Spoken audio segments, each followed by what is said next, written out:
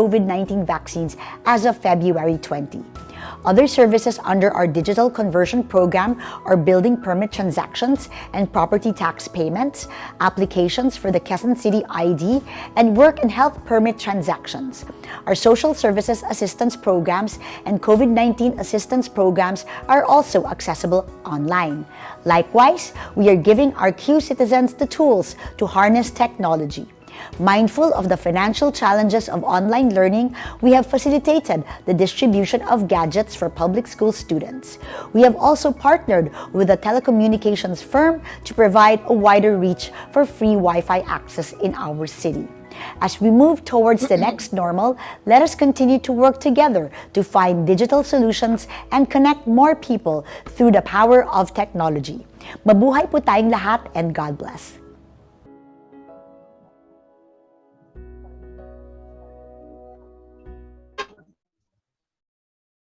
Okay, thank you very much, Mayor Joy Belmonte. And I hope that everyone is already encouraged by now. And I would just like to mention to everyone here, especially those who are not in the Philippines, that Philippines is on a holiday now. Not because of the APNG camp, but because of the People Power anniversary here. So it is officially a non-working special holiday in the Philippines. So a lot of us could be able to join the APNG camp day one. So without further delay, may I pass the next presentation to our camp chair, Yang Yang.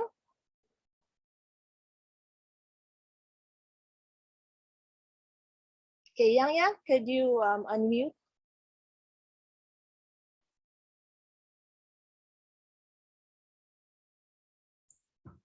Sorry about that.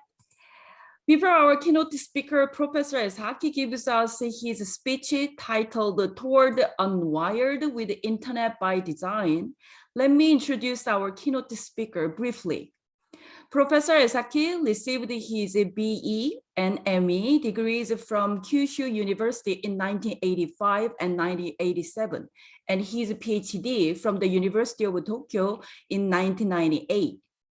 In 1997, he joined the Toshiba Corporation. From 1990 to 1991, he was at Belcor INC in New Jersey, the United States, as a resident researcher. From 1994 to 1996, he was at Columbia University in the United States. During his stay at Columbia University, he has proposed the CSR architecture on origin of multi-protocol label switching to IETF. From 1996 to 1998, he conducted the CSR project in Toshiba as a chief architect. He's an executive director of IPv6 Promotion Council, a vice chair of JPNIC, and Japan Network Information Center, an IPv6 Forum Fellow, a director of a wide project, director of Japan Data Center Council, a director of Green University of Tokyo project, and chief architect of Digital Agency Japan. We are very honored to have Professor Esaki as our keynote speaker for the 15th APNG camp. Please welcome Professor Esaki. Okay, thank you for the introduction. Though, could you, okay, right here we go.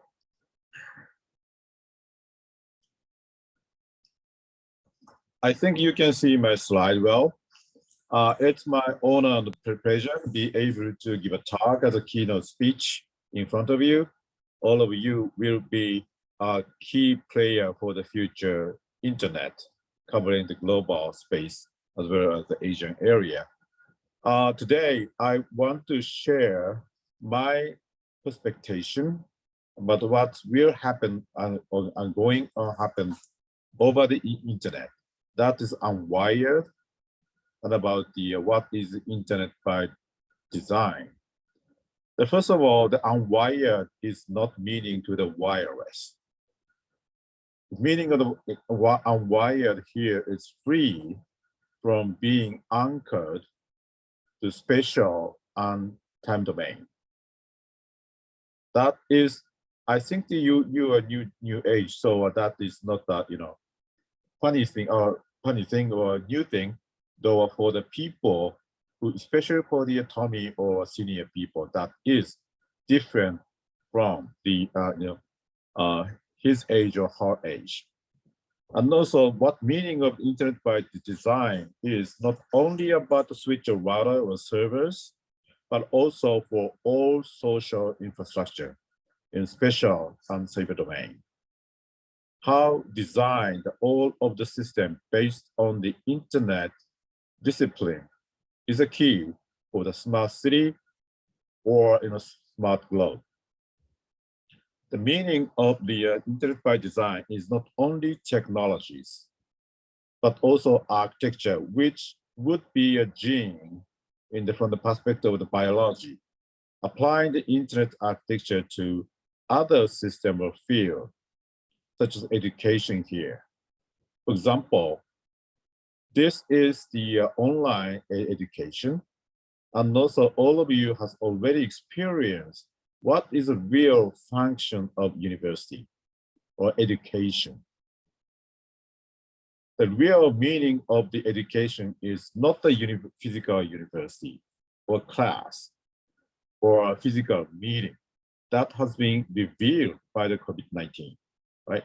So that is an important consideration about the how understand the system by the functions, not the physical system or spatial system. That is you already experienced based on the COVID-19 experience. But the meaning of the impact of the contribution of COVID-19, with my understanding, is, first of all, COVID-19 has revealed, spanned the problems that our society has had before the outbreak of the coronavirus. That's all of you already, realized, I may think. The post-corona social and digital activity are not just the informationalization or digitalization, but by utilization of the information technology that greatly relax spatial and time construction in various ways. That you have already realized, and the way we are going to go. And also digital and online with the internet provides opportunities for everyone. That especially educational area, you can realize you don't need to go to US or Europe in order to have the lecture, right? So that is one of the examples of the increasing of the opportunity for everyone who living on the globe, who has a different feature, characteristics, capabilities such as gender, age, income level, language skill, nationality, or disabilities, without any limitation about spatial and time on the globe. But meaning the unwiring physical human being. That's the meaning of unwiring. One of the meaning of unwiring here. So that is you should think about, you should realize that's a strong impact of the COVID-19 around you. So this is the three agenda I want to share my idea. First one is digital by design. That's a part of the internet by design. What is the real meaning of digital?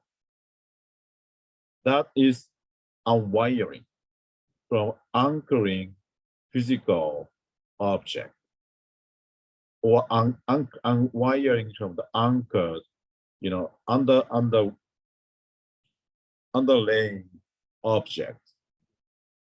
There are two phases: the cyber first, from spatial first, digital twin. You may heard a lot of time about digital twin. So that is kind of, many of the cases digital twin. Recently, the elder people speaking about is not the real digital twin. And also, you may heard about IoT, Internet of Things. It was about 10 or 20 years ago. It was invented as a buzzword for the economical way. The real thing happening around you going to be changing from the IoT to IOF, Internet of Functions, not the things. So this is the first part. So that the new stage of the digital twin gonna happening around you, that is called cyber physical space system going to cyber first.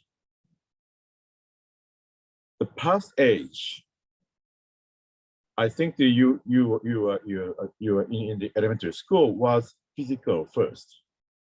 Digital technology was supported to improve efficiency, right? Now you are in the digital copy in cyber. It was set as the CPS, cyber physical system. That is the emulation and simulation of physical system, or spatial system.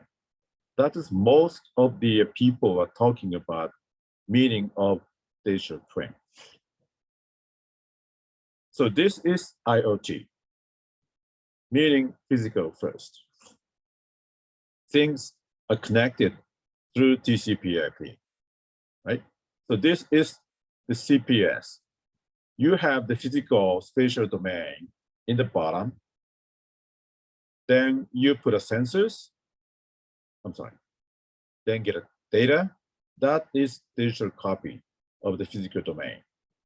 Then you have a lot of simulation and analysis, evaluation. Then you are going to control the physical domain equipment.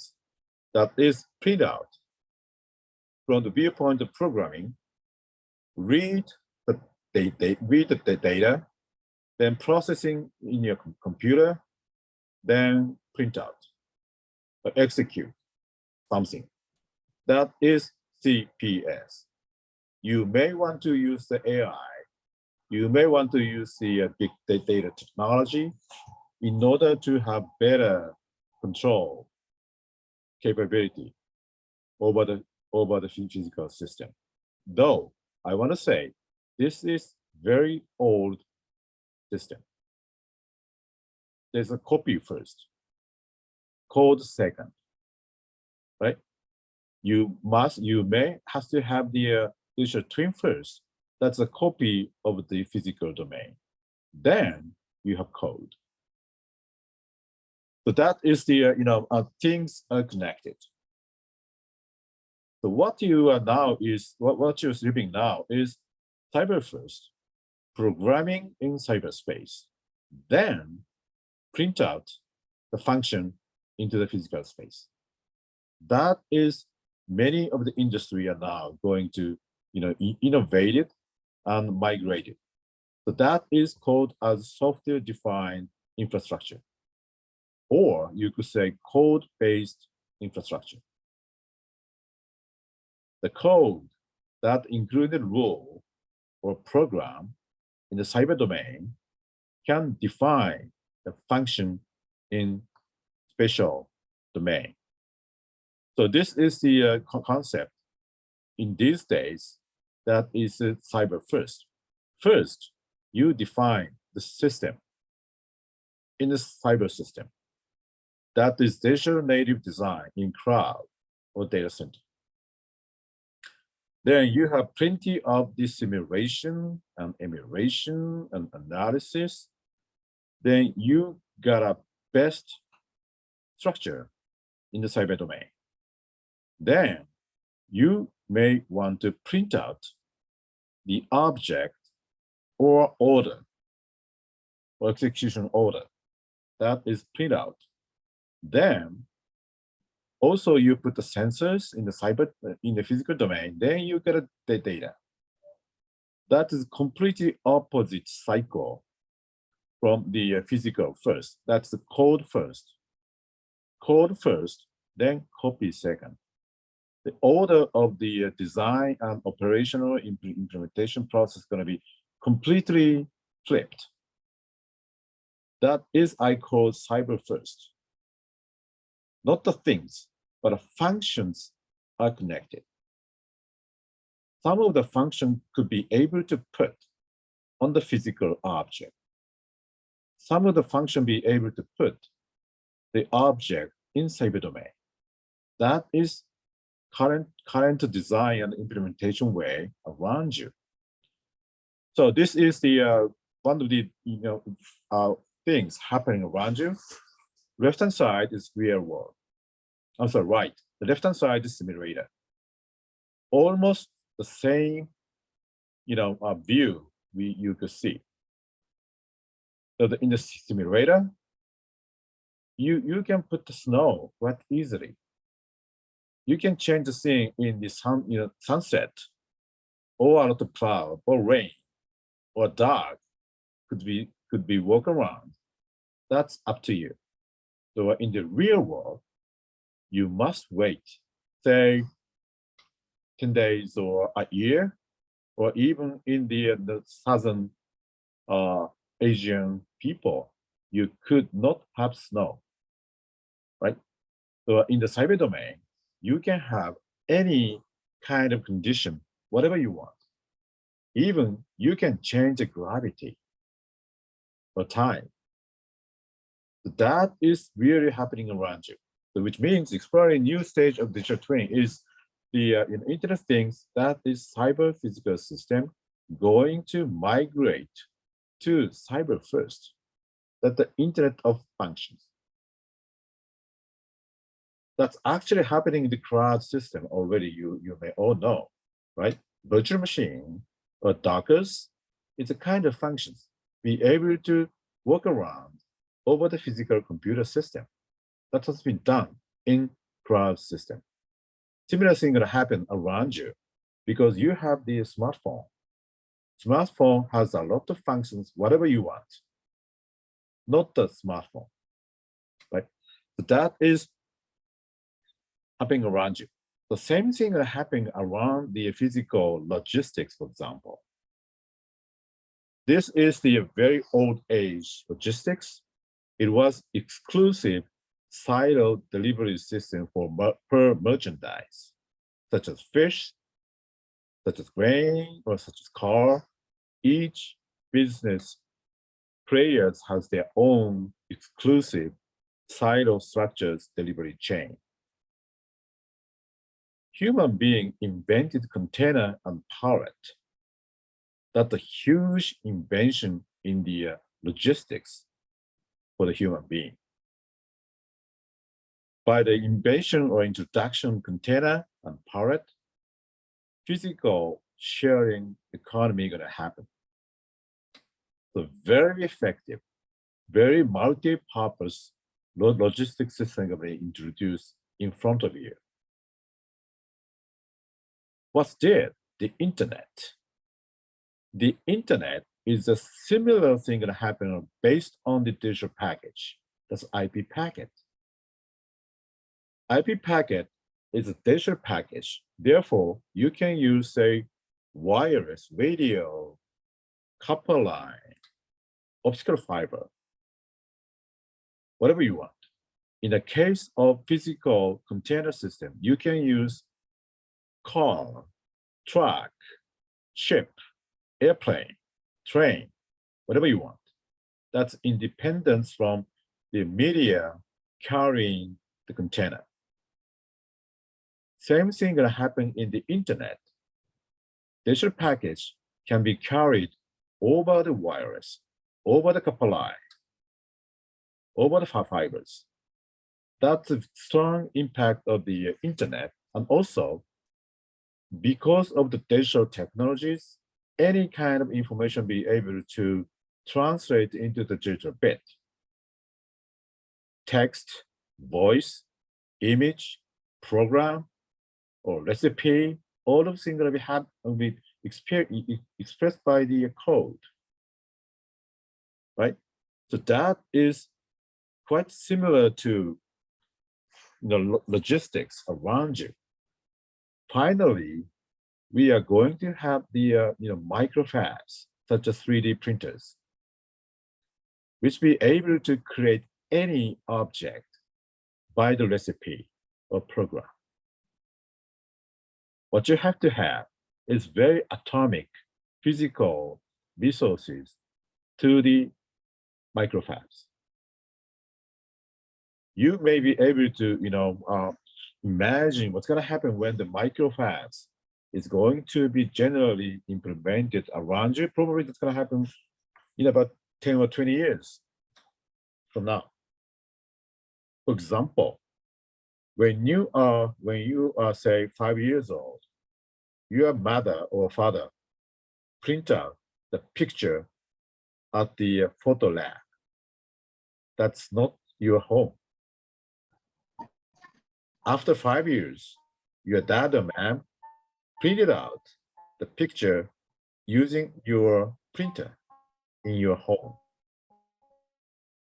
Now, who's gonna print out the picture in the paper? You always share the picture on the screen, right? That is the function going to be work around. In some cases, function going to be printed out in the physical domain, right? Which means that kind of concept you can realize then huge change will happen in the logistics over the globe or on the earth using internet or digital technology, right? So this is the kind of sharing economy about physical spatial domain is going to also apply to the cyber domain. Then you will experience every single object going to be changed by the cyber domain. It is expected around you. Then that's going to be huge contribution to the stress to the earth because of less energy, less consumed physical object, right? Because you may not need physical intermediate logistics around you. The same as happening around you is paper or book. Used to be people reading the newspaper by paper. Your dad and mom read a book by paper, right? Who reading the book by paper now around you? You're looking at the display to read a book, read a magazine, right? That is completely changing from IoT to IOF, right? So that is one of the case study about smart key. I thrown away the physical, metal key around me. I never bring the metal key anymore. The key went to the smartphone. This means physical key has the function insert key to the hole, then recognize the key. Once the recognition is successful, then you open, close, then remove the key. Right? That is how you describe the key in program. Oops. All right? Then, when you realize key as a function, this is begin and authenticate, then command open or close, then return.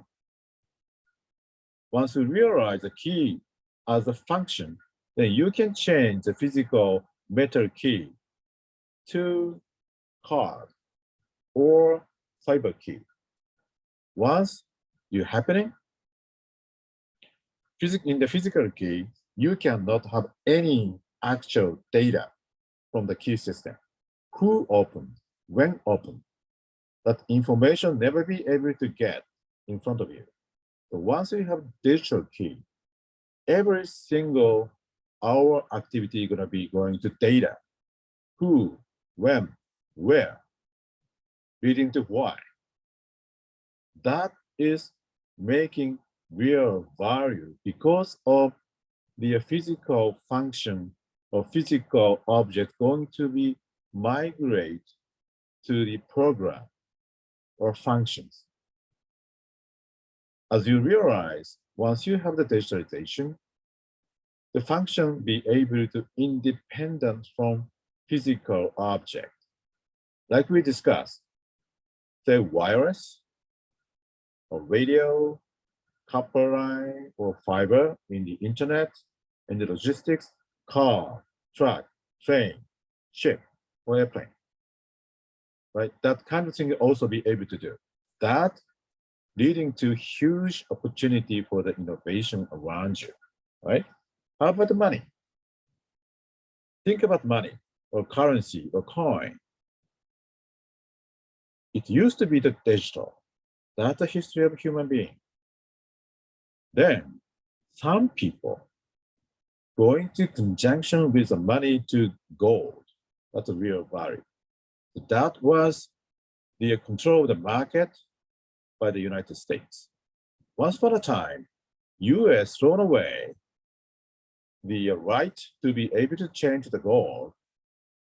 That was a shock to the human being. Though, this is the case where every single money going to computer, then the currency game gonna happen because there is no limitation in the physical object. Infinite amount of money be able to create by you, by the human being. It was huge impact into the financial system who the human being has. Then the currency was a paper, pretty much like a metal key. You couldn't have any information by the currency because you cannot write on something on the paper or on the currency or even on the coin. Though once you have the digital coin, you can have any doodle, any writing the information when you use the money, from whom to whom the money going to transfer, when. That is a huge innovation around you, how you use the money. I think that you never use the physical currency or coin anymore, right? Because of the convenience. Though that is a huge impact around you because of the digitized money. Any transaction data be able to get. In the case of currency, you must attach that kind of information by manually using your hands or the other computers or other data. So if the currency itself went to be the fully digitized, any transaction data delivers new value. That's happening around you, right? So that is a real understanding about the meaning of digitalization, right?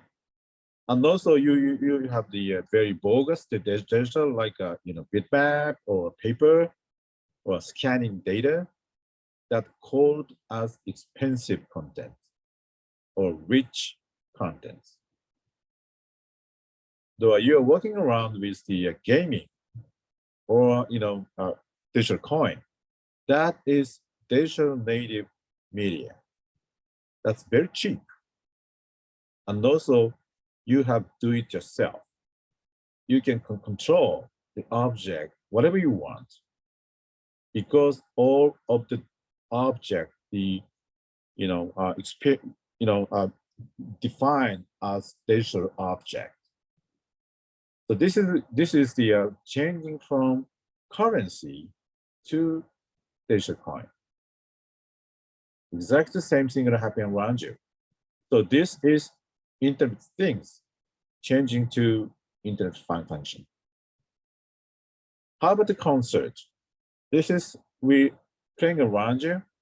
That can be with the physical lecture room, or that could be the metaverse all of you may interest in. So this is the example we're working around.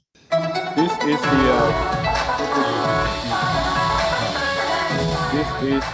real all of physical systems are digital and the understanding by the digital way.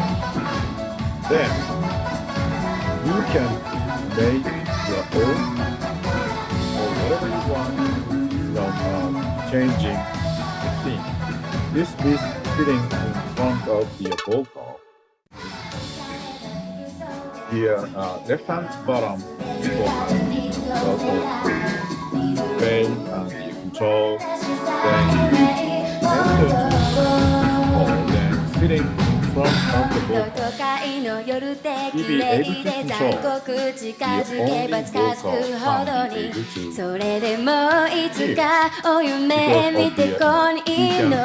that system is fully digitized. So you can control any sound, direction of the view, whatever you want.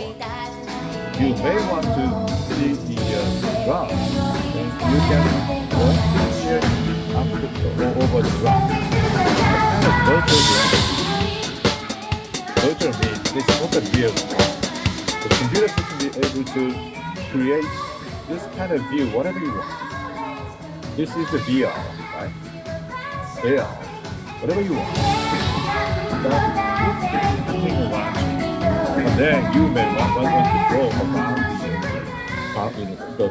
those stages or those rooms, whatever you want. That is the view only for you, not the TV. This is not shared by the people, or being able to share the people. So you can create the view, whatever you want. This is real meaning of cyber first. You may realize that kind of thing quite easily now. So this digital by design is not only the time and spatial domain, but also gender, age, income level, language skill, nationality, or disabilities. You can change everything by this. For example, if you fully digital native web page design, old people want to put the bit image file on the web page because of the avoiding the abnormal use. Though if you have the native web page, you can send a message, this text by voice, by sound, which is quite important for the people who would be blind. The people who are deaf, the ear trouble, then he or she want to see the text by the visual way. So this is, once again, once you have the digital, how you print out the data is independent from media. If you have text, the text could be able to print out as the sound, as the view, as the dot for the people who has no sight-seeing ability. So that is, you can change everything. So that is digital by design, right? So providing service by various methods, including the advanced digital technology, may be small market at the first, but it has the potential to open up the very innovative services. You have a lot of examples in the past. Because of the internet, accessibility going to every single global area. Now you have including the space in the universe. So that is the large number of people being able to use those functions quite easily with a low cost. There have been numerous cases such as telephone, translation, reading in the past. what I've heard from some people was the Edison invented telephone in order to help the people who cannot move around by him or herself. Most of the people at the time, in order to talk, they are going to meet in physical way because people can walk around by himself, by herself. So he found that the person who cannot move around by herself, then the telephone be able to help them.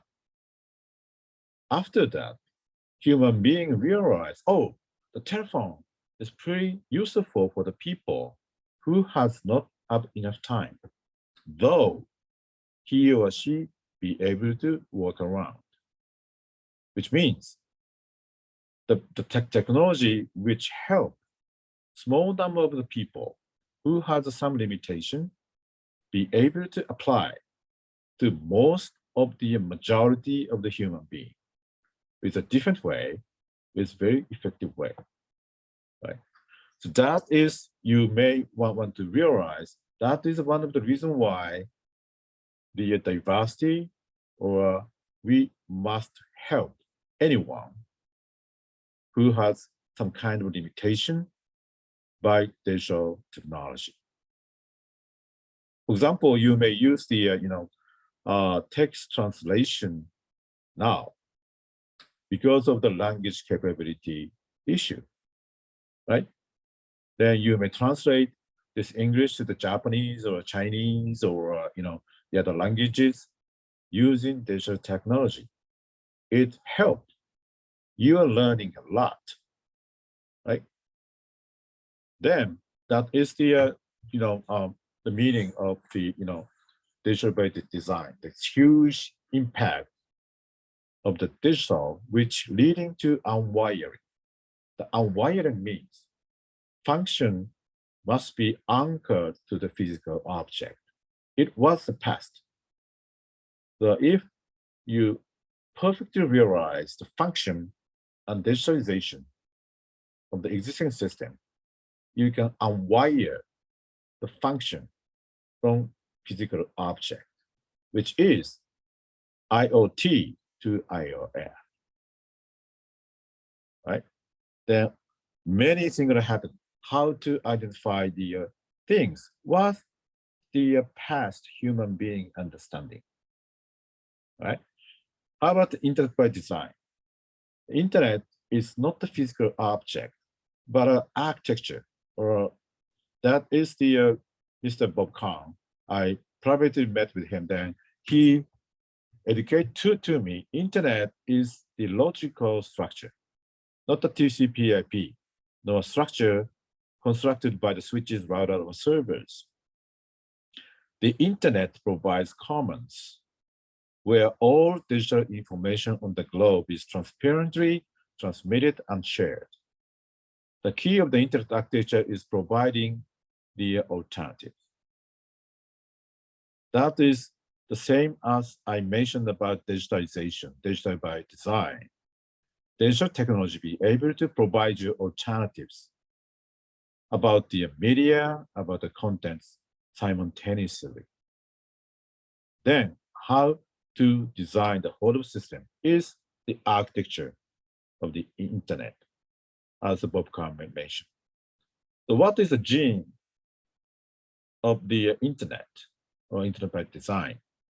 I may think the 8: global, unique, alternative, running code, best effort, transparency, and end-to-end social ecosystem, and autonomous independent. Important thing is government is a stakeholder.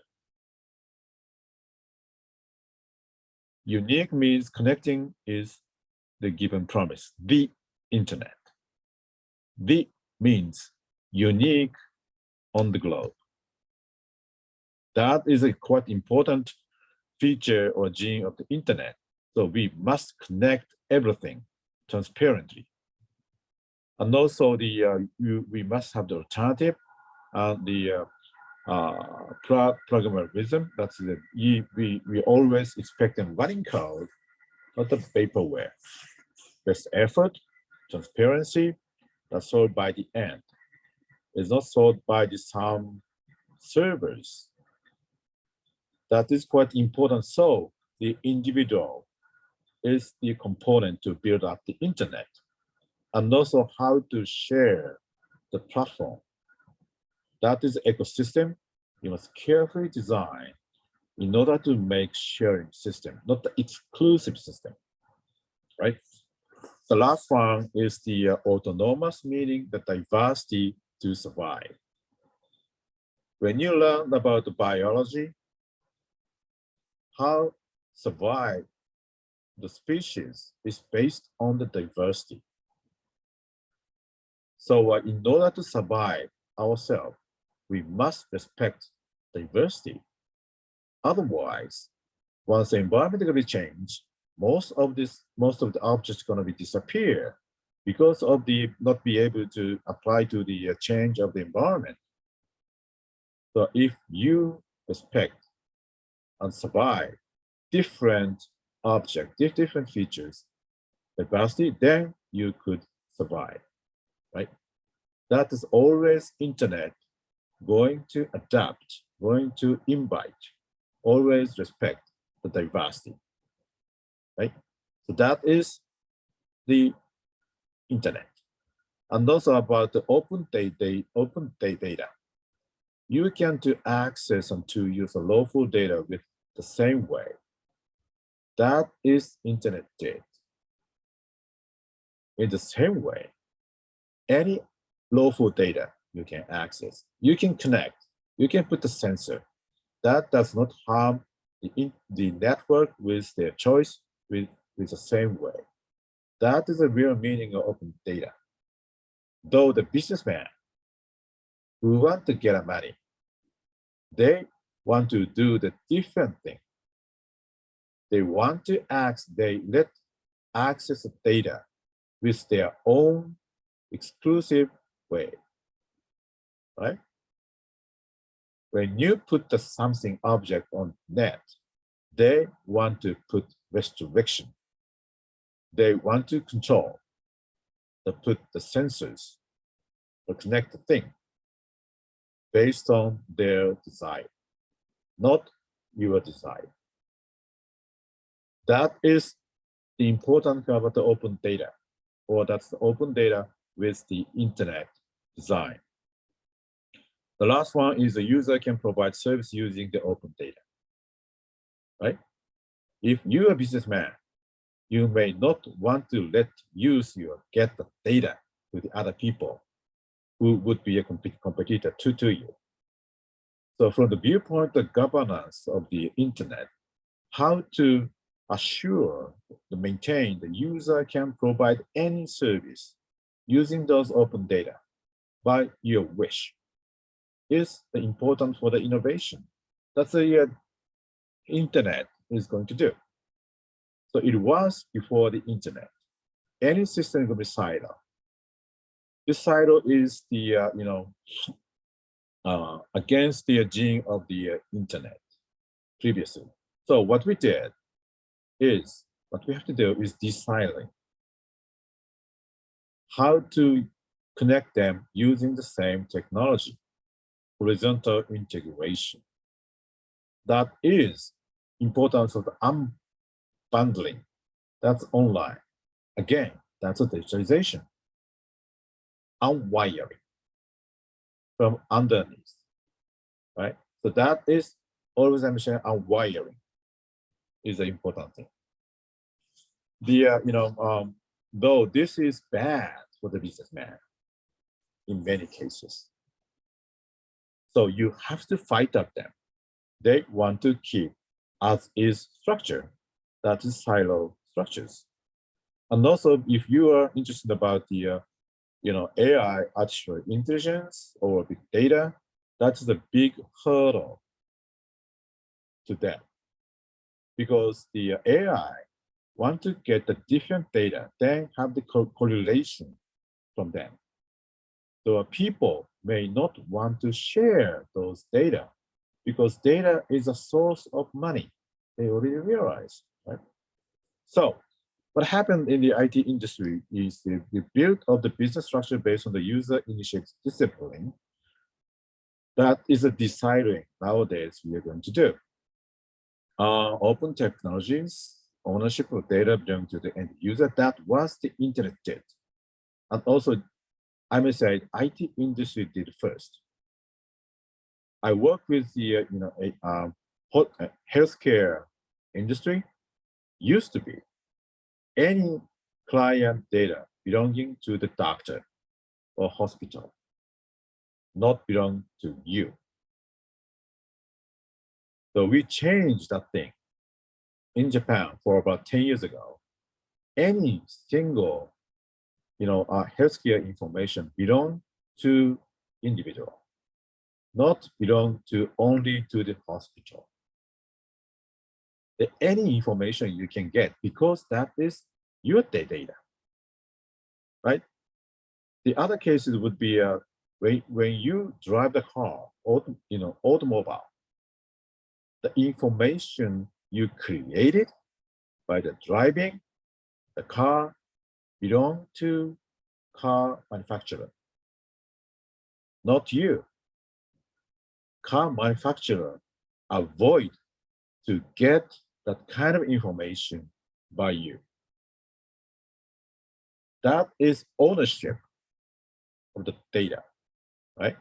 In order to make this happen, end-to-end transparency and neutrality discussion as we apply to from the viewpoint to the governance point of view, okay? So though all of those belong to the what happened or what you have to happen IT industry or the other industry. So meaning this kind of thing that apply in the IT industry by the internet, the same thing going to be able to apply to the other all industries. One example would be Ubers, right? You can use any mobile carryable object. That ought to be, you can think about a lot. And also this is the chart I shared with the board of trustee more than 20 years ago. What's going to happen in the future from the common pool, boutique structure, or walled garden, or well controlled by the regulation by the countries. This was the internet. This is Apple. This is Google.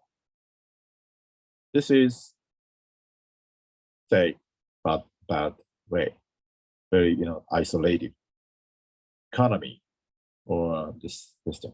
So in order to make those internet by design, digital by design on the globe, we must have the security by design. In order to make the security by design, we need a trust. Whom you can trust. It's a government. It's a hyper giant. It's you. That is quite important thing, how to make the trustworthy in order to make a free data flow around you. The security by design means trust, open, transparent, decentralized, distributed, collaborative, and multi-stakeholder. As I mentioned, multi-stakeholder is quite important thing. And also important thing I want to share with you is the government is just a stakeholder. The government is very critical. Government has a large power compared with the other stakeholders, right? So we must carefully always talk with them in order to maintain the collaborative multi-stakeholder structure with the government, with trust and open, right? So the future of the digital society, I think the IoT to IOF, as I mentioned already, it is a mobility of microservices software module over the physical space. It was one of the example that has already happened in the cloud computing platform. And also digital train to digital first, as I mentioned. Bogus digital to native digital. That means the no more MPEG. MPEG is stupid. Right? MPEG is just a bitmap. There's no meaning about the actor or actress information or object information in the JPEG or MPEG file. So if you're playing to the game is fully digital native object. So you can change the scene or you can whatever, manipulate the object in the cyber domain. That is the bogus digital to native digital launcher. And also the Psylocke, people, especially in the IoT people, love to Psylocke because they want to build up exclusive service using the things. So that is yet another important thing we have to think about. And also the web system was peer-to-peer, P2P. That's Tim Berners-Lee always saying he hated Google, Apple, Microsoft, because his design, HTTP web, was fully distributed, peer-to-peer system. So because of the web system going to be able to get money, it went to the client server system. Though the technology gonna discover or invent new things, it's always coming from P2P. And people be able to make a new system, then that service be able to scale up using transparent, global, very cheap internet. Amazon was an example, even though, right? Amazon, the first business was using the internet. They find out the potential customer over the internet. Then they steal the very cheap logistics, right? Logistics provide very cheap shared physical economy system. So they will thank you use those very cheap logistics system. Over that, they use the internet in order to get potential customers who are living over the globe, not living around him or her, right? So it means Amazon used to be P2P. Then, because of the be able to get money, they went to client server now. Okay, so in order to keep the P2P perspective, we must have open, transparent, with trust in internet from closed and proprietary system. That's going to be happening from by the technology or rule making or governance. That's up to you. So in order to make the such a society, ISAC, inter-society, have strategic action on security, it must be collaborative and restoring the trust in the internet and multi-stakeholder end-to-end encryption thing in order to protect he or she from the attack by the servers. And also important thing is policy based on the data, based on the fact. Okay. Concluding, meaning the internet is for everyone, as I mentioned very first. What the COVID-19, told us is the internet is for everyone who not be able to going out from your house, even though you could going out or you couldn't going out. Those people equally be able to use the education system or business using digital infrastructure, right? And also, even in the income level, if you have the bottom line internet access, you can get any beautiful educational content, whatever you want. So that is a huge revolution, a huge thing going to happen around you. So again, this is the impact, the contribution of COVID-19 for the new stage. As I mentioned, digital online with the internet provides opportunities for everyone based on the outwiring everyone from the spatial limitation around you. Thank you. That's all. Thanks so much, Professor Esaki. We have one great question here. Would you please look at the chat window? I will read the question. As mentioned earlier, cultural diversity is very important, and technology advancement has definitely brought about a cultural change in our day-to-day personal lives as we rely on technology devices as a means of communication as well. Versus the traditional of mailing face-to-face human interactions.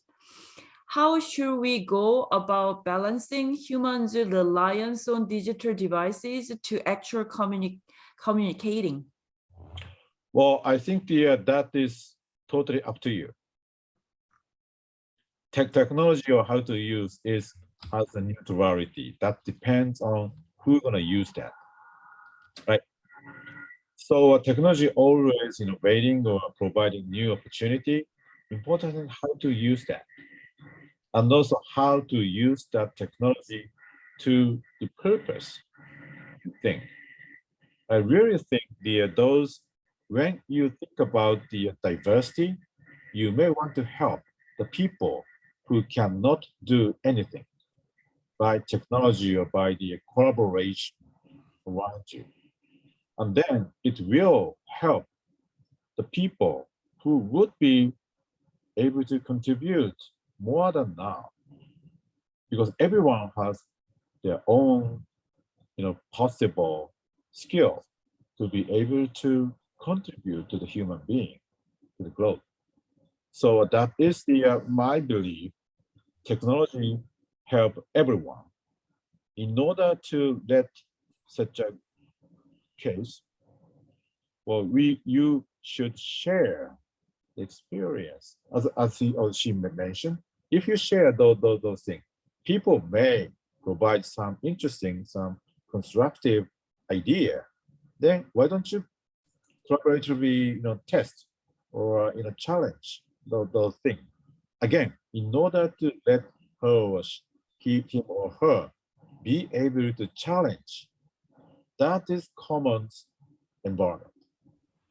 If dictator restrict that opportunity, there's no innovation, there's no freedom, no chance of collaboration. Okay. Thanks so much, Professor Esaki. This question is my own question. Your speech was very inspiring and fascinating and full of information, and I learned a lot. And I'm sure all the participants learned a lot. One of my questions was, the current gene of the internet are somewhat distant from the gene of the internet for the internet by design you proposed, mainly because of the big tech companies like Google or Facebook. Sometimes they seem to be even more powerful than governments.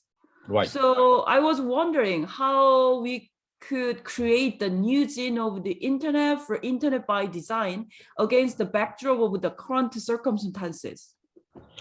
Well, I think Google or Hypergiant is just a transitional stage of the client-server system from the P2P.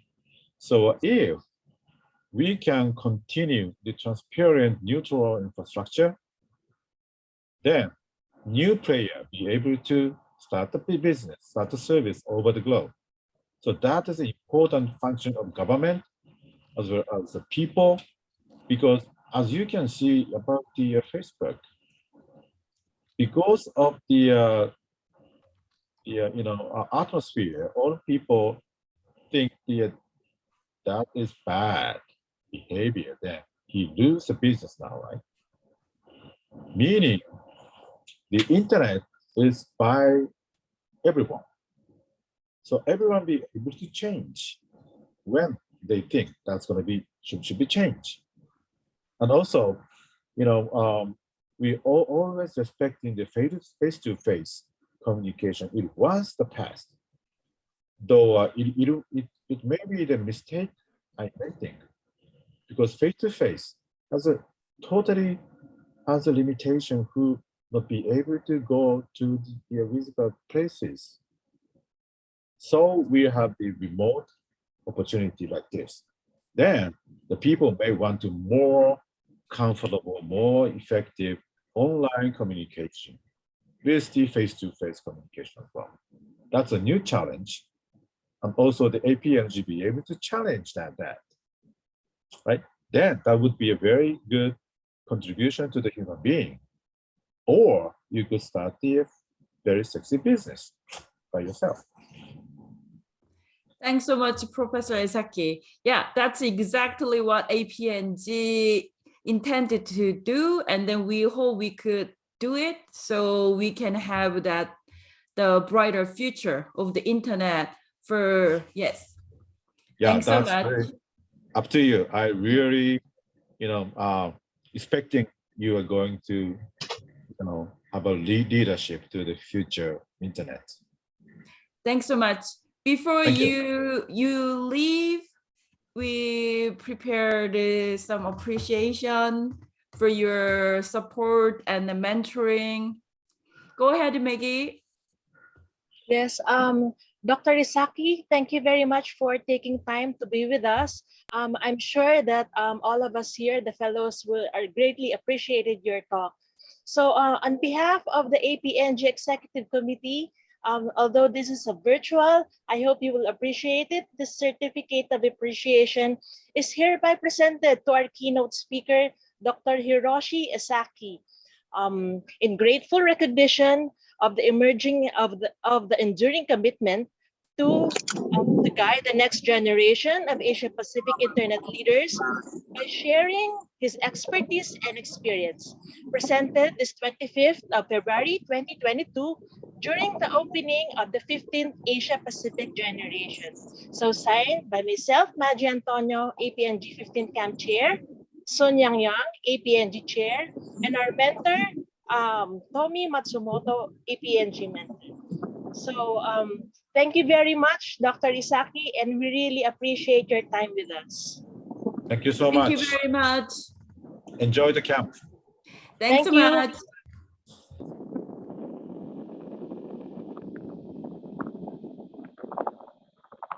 Okay, so yeah, after our keynote speech, we hope you're all excited now, and we are going to proceed with our first session track, which is online education. So for our next speaker, the CFP presenter, will talk about, let me check the topic. The topic is on vision. So vision. Okay. VIXION is a low bandwidth solution to inclusive online learning with AI proctoring. And to present this is Ms. Psylocke Antonio from the Philippines. Psylocke? Hello, everyone. Let me just share my screen.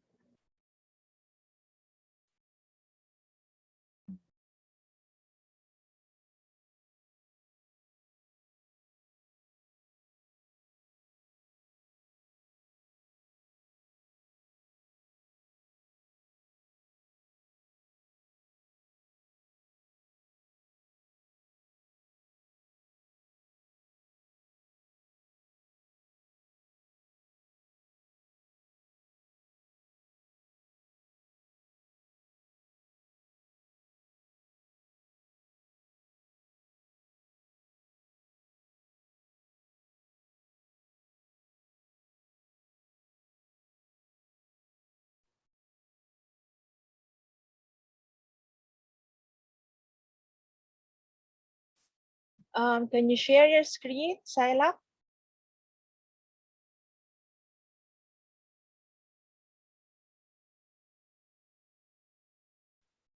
There. Can you see it now? Yep.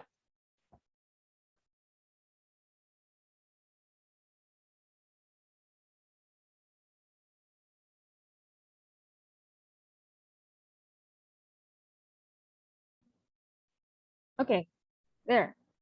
Good day, everyone. I am Psylocke from the cybersecurity and data privacy firm Heimdall Digital, and I'm here to share a vision.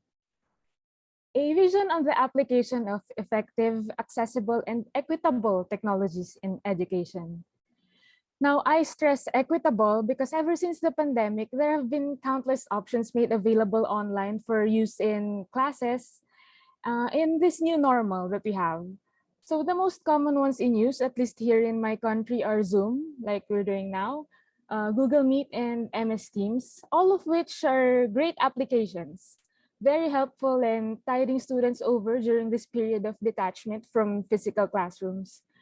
In fact, though quite unfortunate, here in the Philippines, only a very teensy tiny percentage of the school population was able to test out physical classes around late last year. We're still mostly relying on these video applications up to date, at most times even requiring them. Here lies the issue in equitability. So it's no big secret that internet connectivity here in the Philippines still has a lot of room for improvement. We make a lot of memes about it, actually. Things may get better in the future, but let's focus on the now since the pandemic is now. Thus, we are using these web applications now. So while it is true that internet access is officially considered a human right, not all internet access is equal. As you can see in this slide, the Philippines' internet penetration rate stood at 68% of the total population at the start of this year, 2022. So that's 76.01 million internet users.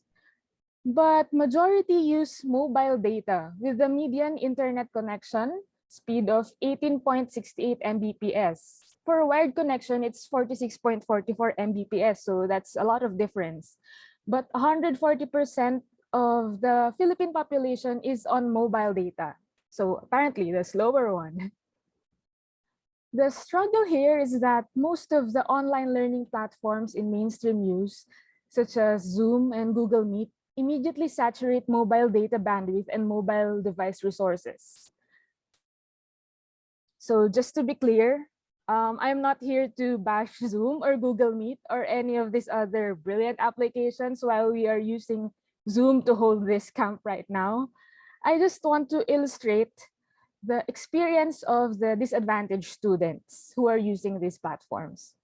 So according to the Movement for Safe Education, Safe, Equitable, Quality, and Relevant Education, rather, 7 out of 10 Filipino students said they had missed a class because of problems with devices, poor internet connection, or costly internet services. For students in some areas of the country with poor connectivity or generally a low-income population that makes them unable to require up-to-date gadgets or pay for a lot of mobile data, the current recommendations or alternatives are to listen to the lessons over the radio, or to watch them on TV, or just receive modules in the mail or door-to-door, and have a parent or even the students themselves teach the subject matter to themselves. So now I took up graduate classes in distance education, and these are all valid means of delivering learning materials. But it is apparent that these do not provide fair and equal footing to these students once they join their peers, who are able to communicate with their teachers via video. Which is why video is still the go-to setup for online learning in a lot of schools here. But 7 out of 10 Filipino students, 70% of students being left behind is not good, right? So this is not an equitable setup, especially in the long term. This is a handicap, especially with us being in the 2020s now. And especially in cases wherein visibility on cam during classes is used as the basis for attendance. In some rare cases, there are teachers who actually require the use of two camera setups here to monitor students during exams. That's to make sure they are not copy-pasting answers from elsewhere. And we do not blame teachers for this because it is a responsible thing to do to proctor your students, right? You should watch them closely despite the physical separation that we have right now. And using cameras for that purpose is a sure way to do it. But let's go back to those students who cannot afford updated gadgets or who are located in areas with low connectivity. It's appreciated if they are given exceptions, but of course, there are also stories of some students who are pretending that their internet is lagging or changing their names to reconnecting to avoid recitations or leaving a photo in front of the camera, then just sleeping during class. Or we can even take these antics out of the equation. How about in terms of learning? I am a graduate of applied chemistry, and I would have been a bit anxious if during online classes, I didn't have the option to see my laboratory instructor demonstrate some experiments visually. Aside from all of this, we have yet to touch on the social aspect of seeing the faces of one's teachers and classmates. But given all of these, how can we cover both the students and the teachers' concerns? So this is how VIXION was created. Our company, Heimdall Digital, saw this need firsthand. There are plenty of hardworking students who want to attend video classes, but they are hindered by bandwidth problems. So we address this with VIXION, which stands for Video Interface and Integrated Online Network Learning. And hold on, I think my screen locked up. Okay, there. It is an online platform for conducting video classes, whether recorded or via live streaming. And as you may have seen on my first slide, which was this, VIXION is a low bandwidth solution to inclusive learning with AI proctoring. So allow me to take that apart for a few moments. Low bandwidth. So with highly efficient coding, along with employment of the technique of dynamic adaptive streaming over HTTP, VIXION only consumes 0.02 to 0.03 Mbps on average for a 1:1 session. So in comparison to the other applications, you can see it in this graph. So there. That's the consumption for a 1:1 session for the other applications. This means that users can be in their video classes in VIXION for around 30 to 40 times longer than their mobile data usually allows in Zoom's webinar mode. And for synchronous classes, we also employed an original technique developed by our team to allow low bandwidth transmission of participants' videos to each other, such that very minimal resources are consumed compared to other platforms. As such, aside from saving on mobile data expenses, even the low-end or entry-level gadgets are able to use VIXION. So this will be helpful for those students who do not really have updated gadgets, or especially in this pandemic wherein most, or if not majority of Filipinos struggled with employment, and it's not really the time to be buying new gadgets if you're struggling financially. So this will be helpful because they can still use their old gadgets. Another feature is AI proctoring. So by default, VIXION employs facial detection as opposed to recognition to protect its users' privacy. So users' videos and faces are not collected. However, organizations can opt into recognition if they wish to. There is an option for that. It's just the default is detection for privacy, and if they wish to use recognition, it can make attendance even more convenient for the teachers, since they can be sure that it's the actual students attending the classes and not just anybody's face on the video, not just your sibling. You just sit there for a while and then maybe the detection will track you and that's okay. So if they opt in for recognition, it's automatic attendance. And the attendance is automatically generated even without the teacher looking at all of the students one by one. But this means that they will be obtaining consent from all of their students or users and collecting their photos for reference. So users are aware and agree for the data to be stored. Our team works in cybersecurity and data privacy. Maybe I've mentioned it to some of the other fellows yesterday. So user privacy is very important to us. The 3D real-time monitoring uses 468 face landmarks. And like facial recognition, there's also no recording done by default, but there's an option. At the end of the sessions, the teachers or those who have admin access can see attendance, on-cam presence, and attentiveness reports. So this photo on the right, which you can see on my slide, is from actual monitoring of my face, and I'll be showing you a demo of that later. But for now, let's go to another feature that lessens problems in monitoring classes: VIXION's on-platform exam features. So finishing a video lesson, whether pre-recorded or through streaming, can prompt an exam to automatically be administered to the student. VIXION can also report actions like forwarding the video or skipping all the way to the end without watching it. The teachers or admins can receive this report, and these actions will be reflected in the student's attentiveness level. So exams can be in essay type to be checked by the teacher manually, just like in the usual classes. But they can also be identification, multiple choice, and true or false, and these ones are automatically scored. All answers through VIXION also go through a plagiarism checker, which includes answers within the class. So even if the answer is not lifted off from the internet, if it's copied from your classmate, the teacher is also made aware of the percentage that it is similar to someone else's work within your class. And Googling answers can also be avoided because VIXION detects when the user transfers to another tab or window, and these actions will also be logged. So it will affect your attentiveness report, and your teacher will also know that you've been transferring tabs through your exam. So here is a sample of what a user can see during a session. You can see me there. And as you can see, there's an option to display the rankings from previous sessions, as well as some details about the current active users and those who have finished with their exams. This is on the user's end. So this is a test shot. This is what they see, their video.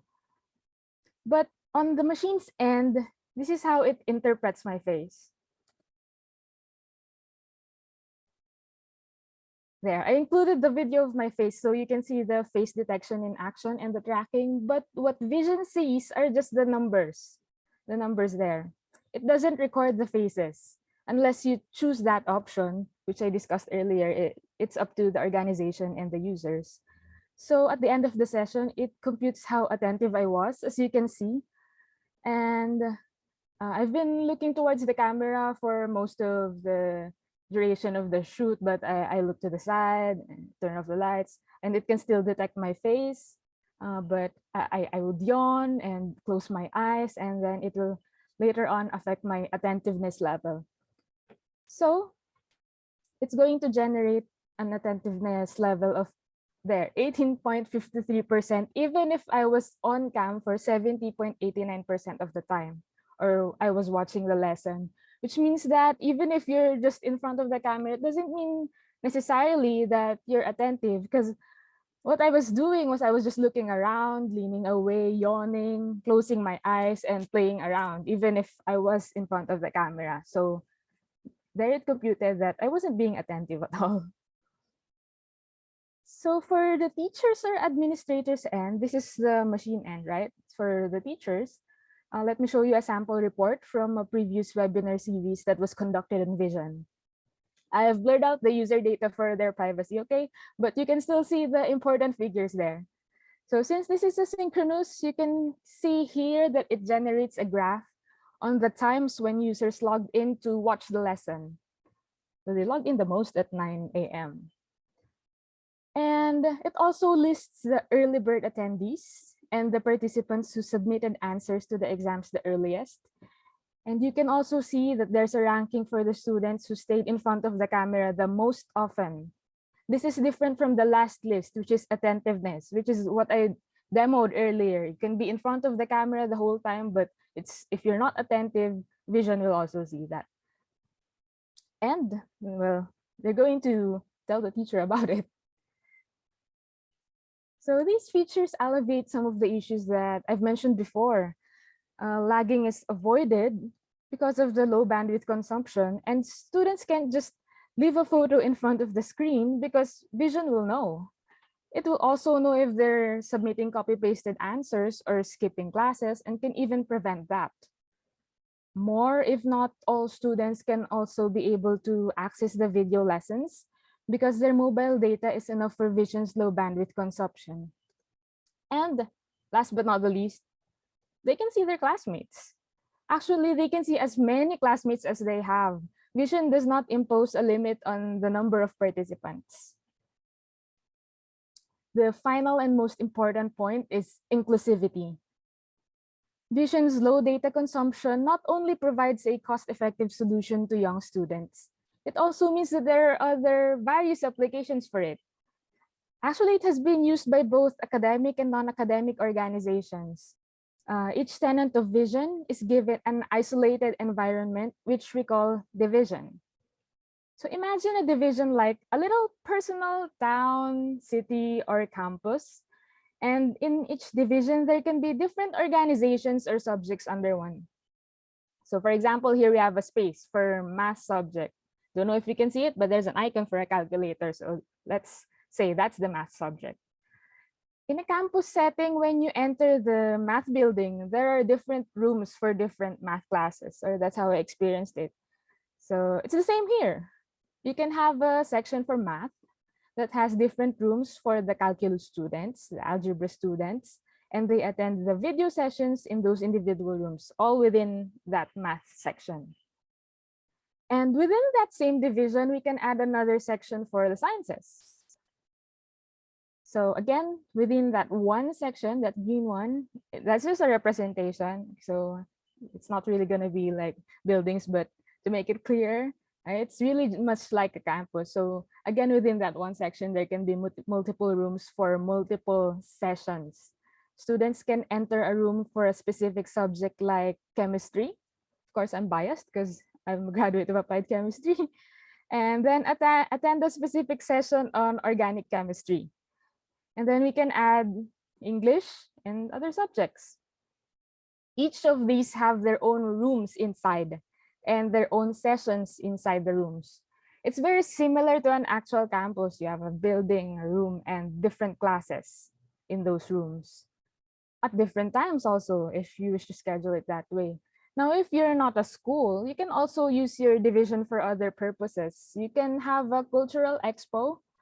And instead of the subjects there, math, science, you can have different countries. Maybe our countries, we can have something similar to that for our cultural expo.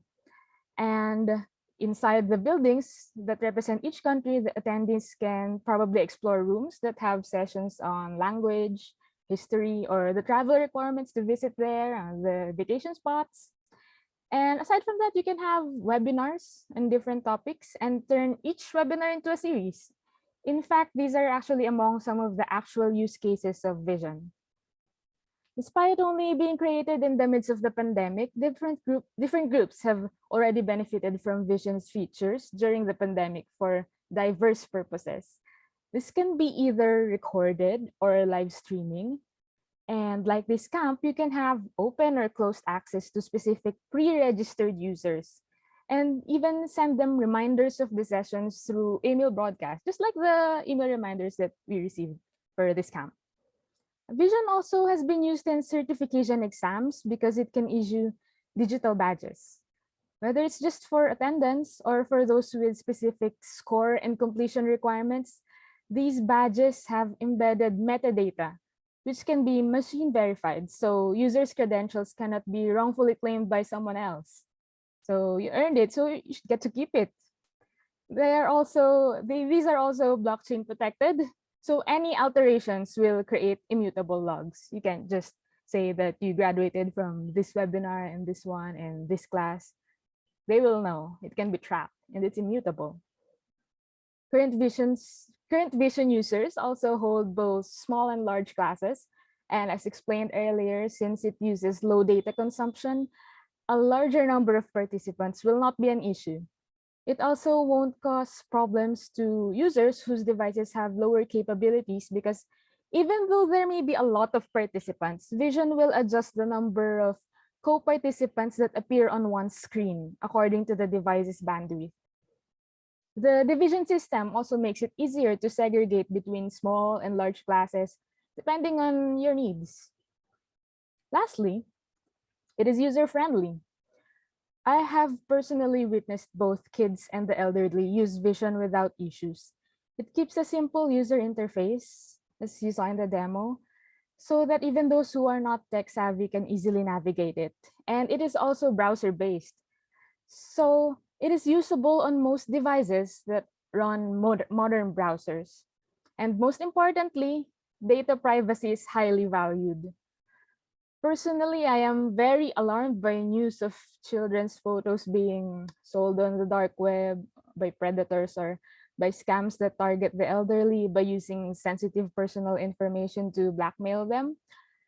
The laptop I'm using right now has a physical cover. So as you saw in the demo, Vision only sees its users' faces as a string of digits, and all user data, like the badges, are blockchain protected. So whether for use in fully online learning, blended learning, or other standard pre-pandemic academic activities, its vision extends to a post-pandemic application of effective, accessible, and again, equitable technologies and education. So aside from these current features, we are doing constant research and development. And if you have questions or suggestions, you may reach us through Vision's website. Or you can contact me through these email addresses. So that's Vision's website, vision.heimdall.digital. Thank you.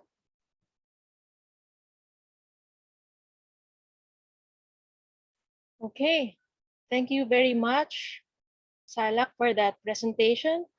And we're very excited for this first presentation about low bandwidth connection for educational purposes. So it is really important that we get to know what are the best practices that are done in the Asia Pacific region so that we can apply it as well on our respective economies. Okay, for our next presenter, will be from Japan. From Japan. Miss Yuka Kataoka will be presenting an online oral assessment support system for large-scale Japanese-speaking courses abroad. Okay, Yuka, are you ready? Oh, thank you for introducing me. So I will be ready soon. 1 second. Can you see my slide? Yes, we can. Oh, thank you so much. Okay, hi everyone. Good afternoon. I'm Yuka Kataoka from Japan, Keio University. So let me start my presentation.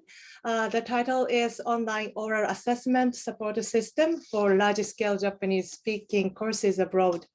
I'm a PhD student currently and studying at Keio University. So explaining about the background first. So about the situation of Japanese language education abroad. So as the figure shows, the number of Japanese language learners abroad is increasing significantly for the past 40 years. And the class size tends to be large scale, which is more than 50 students in a classroom per teacher. So due to the small number of native Japanese language teachers abroad, and the classroom has suffered from limited resources to implement conventional language teaching methods based on one-on-one interactions effectively. So this is a quick overview. It's my volunteer activity to support language, Japanese language and culture learning abroad. So I've started my activity since 2015.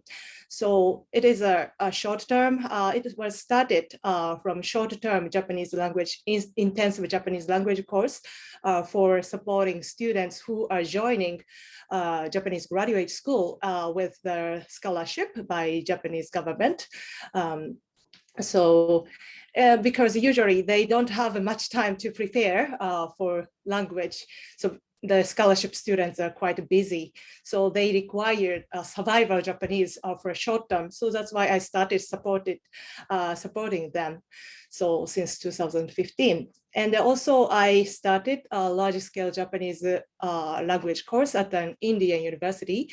So due to the big population in India, and due to the small number of Japanese language teachers in India, so the classroom tends to be large scale, more than 100 students in a classroom. And to make the classroom activity effectively and interactively, so the learning management system, web-based learning management system, we call LMS, were integrated to enable individual online assessment and exam. So we would like to provide equal opportunity for students practice oral practice and also improve their speaking skill even out of the classroom hours. So, and due to the COVID-19 pandemic problem, so happened after 2021, last year, the form of Japanese language courses in our case were shifted to online. So fully online suddenly. However, the problem persisted till present because we have to, there are many classroom activities in a language class. So we have to think about how to make the activities enable personalized feedback to support the students. So that is our major motivation. And this is our case study, a case of spoken Japanese language at the Indian University. So our educational setting is a short term, basically, and a large scale class, more than 50 students or 250 students sometimes are there in the classroom. And the level of students are novice learners. They are beginners who don't have any Japanese learning background of Japanese language, and also which they require one-on-one interactions between student and the teacher. And we have tackled the problem, lack of individual monitoring and feedback during classroom hours, and lack of quantitative visual aids to correct students' pronunciation. So that's why we introduced learning management system to enable individual monitoring and feedback outside the classroom hours. So here is our motivation, research assumption and motivation. So we believe information and communication technology, ICT, is necessary to improve both efficiency of classroom management and learning effect. So however, the difficulties, practical problem to utilize ICT for large-scale speaking language class was unclear. So there are paucity of language, like a practical research till present. So as our assumption, so introduce as a number of students per teacher increases. So the for example, working hours to evaluate students' audio answers.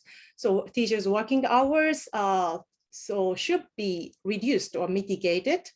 And also learning effect should be maintained. So this is by enabling, utilizing ICT is a key to improve both efficiency of classroom management and learning effect. This is our assumption. And our research objective is developing an online oral assessment support system in a large scale Japanese speaking courses to quantify students' individual speaking performance, provide multiple oral assessment throughout the course, and mitigate labor intensiveness to examine students' audio answers and generate personalized feedback. So this is one of the example as our related work. So Speak Everywhere, the software, it is also developed using the Moodle learning management system. So open source Moodle learning management system at Purdue University, US. So their research also focused on the problem insufficient instruction on the word accentuation during classroom hours. And they also introduced Speak Everywhere as a computer-based online word repetition practice outside classroom hour for their Japanese classes. And as a result, they found the positive learning effect. So by comparing post-test and pre-test and post-test. So, and they concluded online oral repetition practice is effective. So for their online repeat after model was effective for word accentuation, even though they don't provide the teacher's explicit instruction. However, to present, we don't know the relationship between teachers, computer-mediated teachers' feedback, explicit instruction feedback, and students' speaking improvement.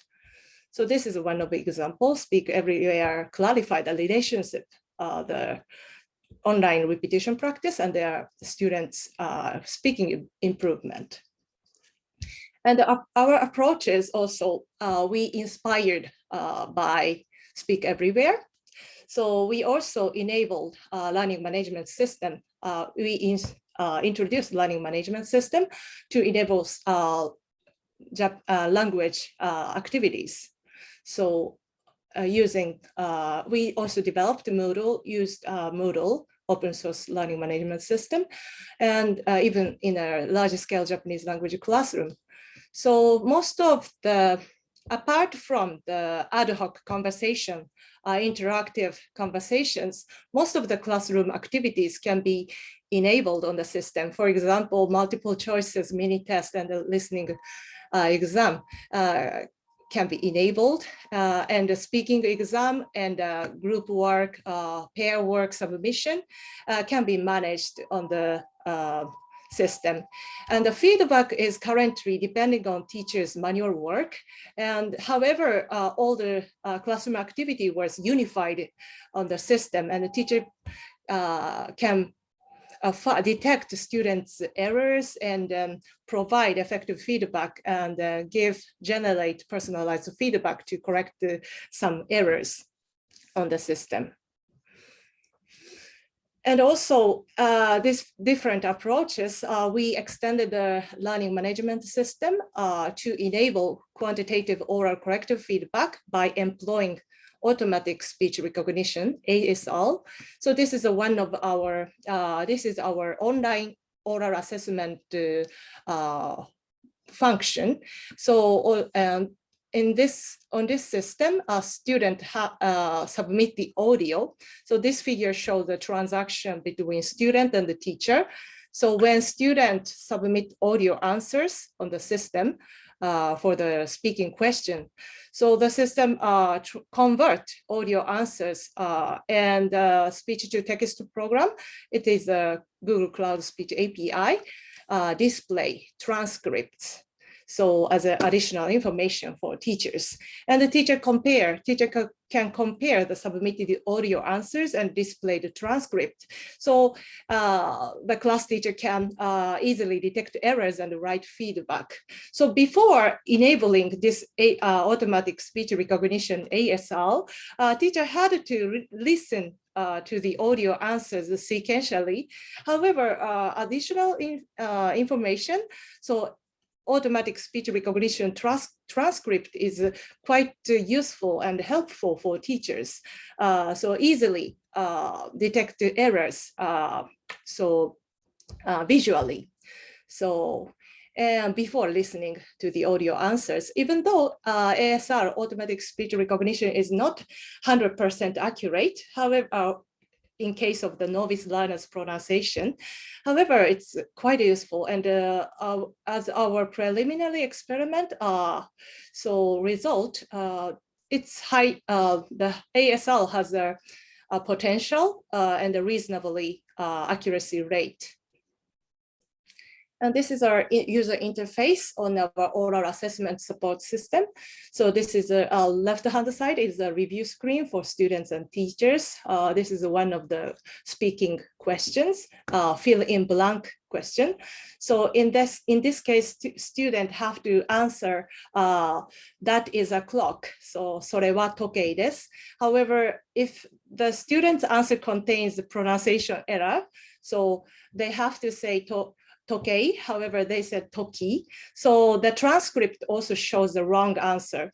So in that case, teacher can give pronunciation error. So you have a specific error on pronunciation category. And then so give the students feedback like this. And also the system, right-hand side, you can see the list display for teachers. So along with the ASL transcript, the Levenstein distance, which means distance from the audio, model answers audio text. So it's a current system is a simple text matching. So however, distance shows how far the student's audio answer is from the model answers text. So this is additional information. However, employing automatic speech recognition and the distance is quite helpful for teachers to examine students' audio answers before listening. And this is our current progress and future perspective. To sum up my presentation, so this research will share the practical difficulties and lessons to improve the quality and the quantity of Japanese language education abroad by ICT. So using this research, more focused guidance in different area categories, nationalities, and levels will be possible in the future. And also collecting students' audio answers, non-native speakers' audio answers on our system, stored on our system, will be helpful for class teachers to understand better. And in the future, as a future perspective, using our system, further investigation of computer-mediated feedback, CMF, will be promoted by other researchers. For example, currently Speak Everywhere clarified the relationship between the implicit feedback and speaking improvement. However, we can compare some synchronous, we can investigate the effect of synchronous versus asynchronous computer-mediated feedback, or positive feedback versus negative feedback, or implicit versus explicit. And also we are also studying, currently tackling to employ artificial intelligence, more advanced artificial intelligence to understand the error tendencies and enable prompt feedback. So it will be more, this kind of research will be more, drastical automation, and also contents of lesson can be more flexible, even according to the level of understanding during the classroom hours. So yeah, and if you are interested in our research activities, please feel free to contact me, and I'm very looking forward to discussing about this research activities with you. Thank you so much for listening. Yes, thank you very much, Ms. Yuka Kataoka. Okay, just to remind the fellows, thank you for posting your questions on our chat box. And for our first two speakers, kindly check our chat box so that you can reply to those who are asking some questions about your presentation. Okay. So for our next speaker will be from Myanmar. Okay, let me just pull up his account. Okay, Mr. Thant, I'm sorry, it's Dr. Thant Thaw Kaung. I hope I got the pronunciation correct. We'll be talking about role of library on community development in Myanmar. So, Dr. Kaung, if you're here, could you please share your video?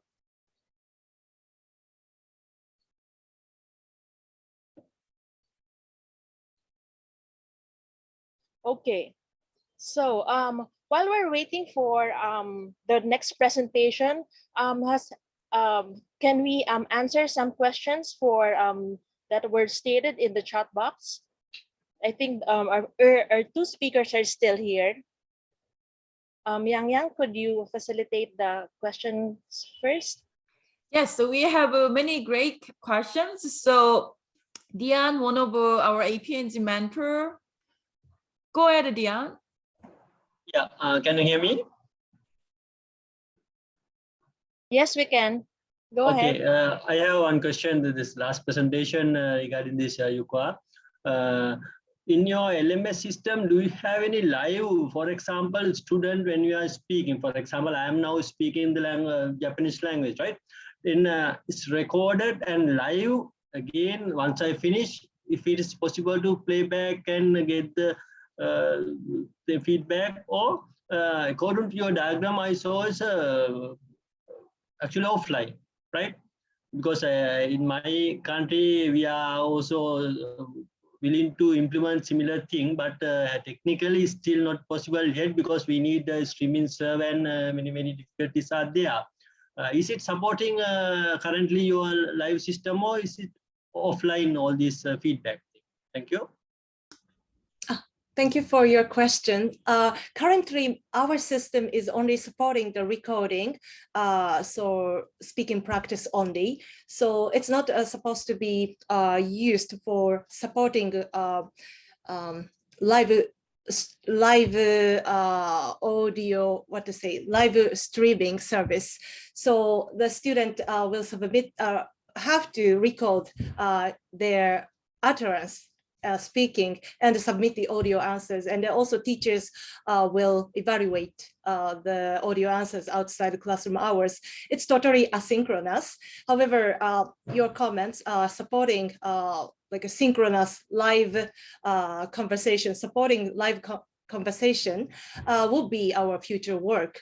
So I think it will be more challenging for us, because supporting synchronously is we have to understand the error tendency and then immediately, and then give prompt feedback is quite challenging. Yeah. So is it appropriate? That's the thing. Yeah, that's the thing, because we are now struggling with the same thing with this LMS system now.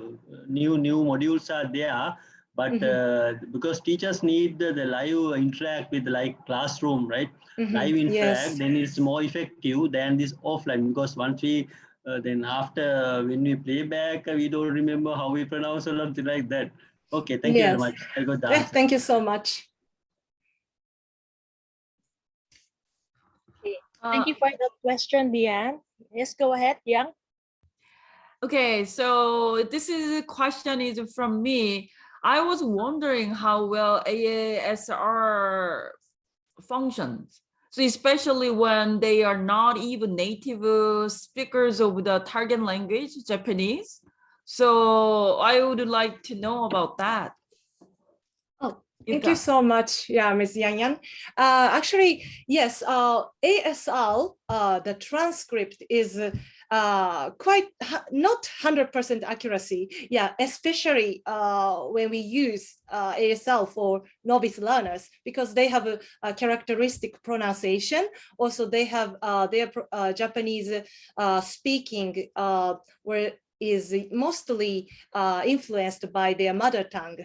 So in that case, ASL transcript if we so show ASL transcript directly to students, it like that will cause confusion and or worries for novice learners. It may also get demotivate learners. However, the ASL transcript is even though it's not 100% trustworthy, but understanding the error tendencies is quite useful. So we already conducted a preliminary experiment using non-native Japanese language learners' audio answers using ASL transcript. We compared true or ASL true or false judgment is accurate or not. So I will share my second paper, international conference paper.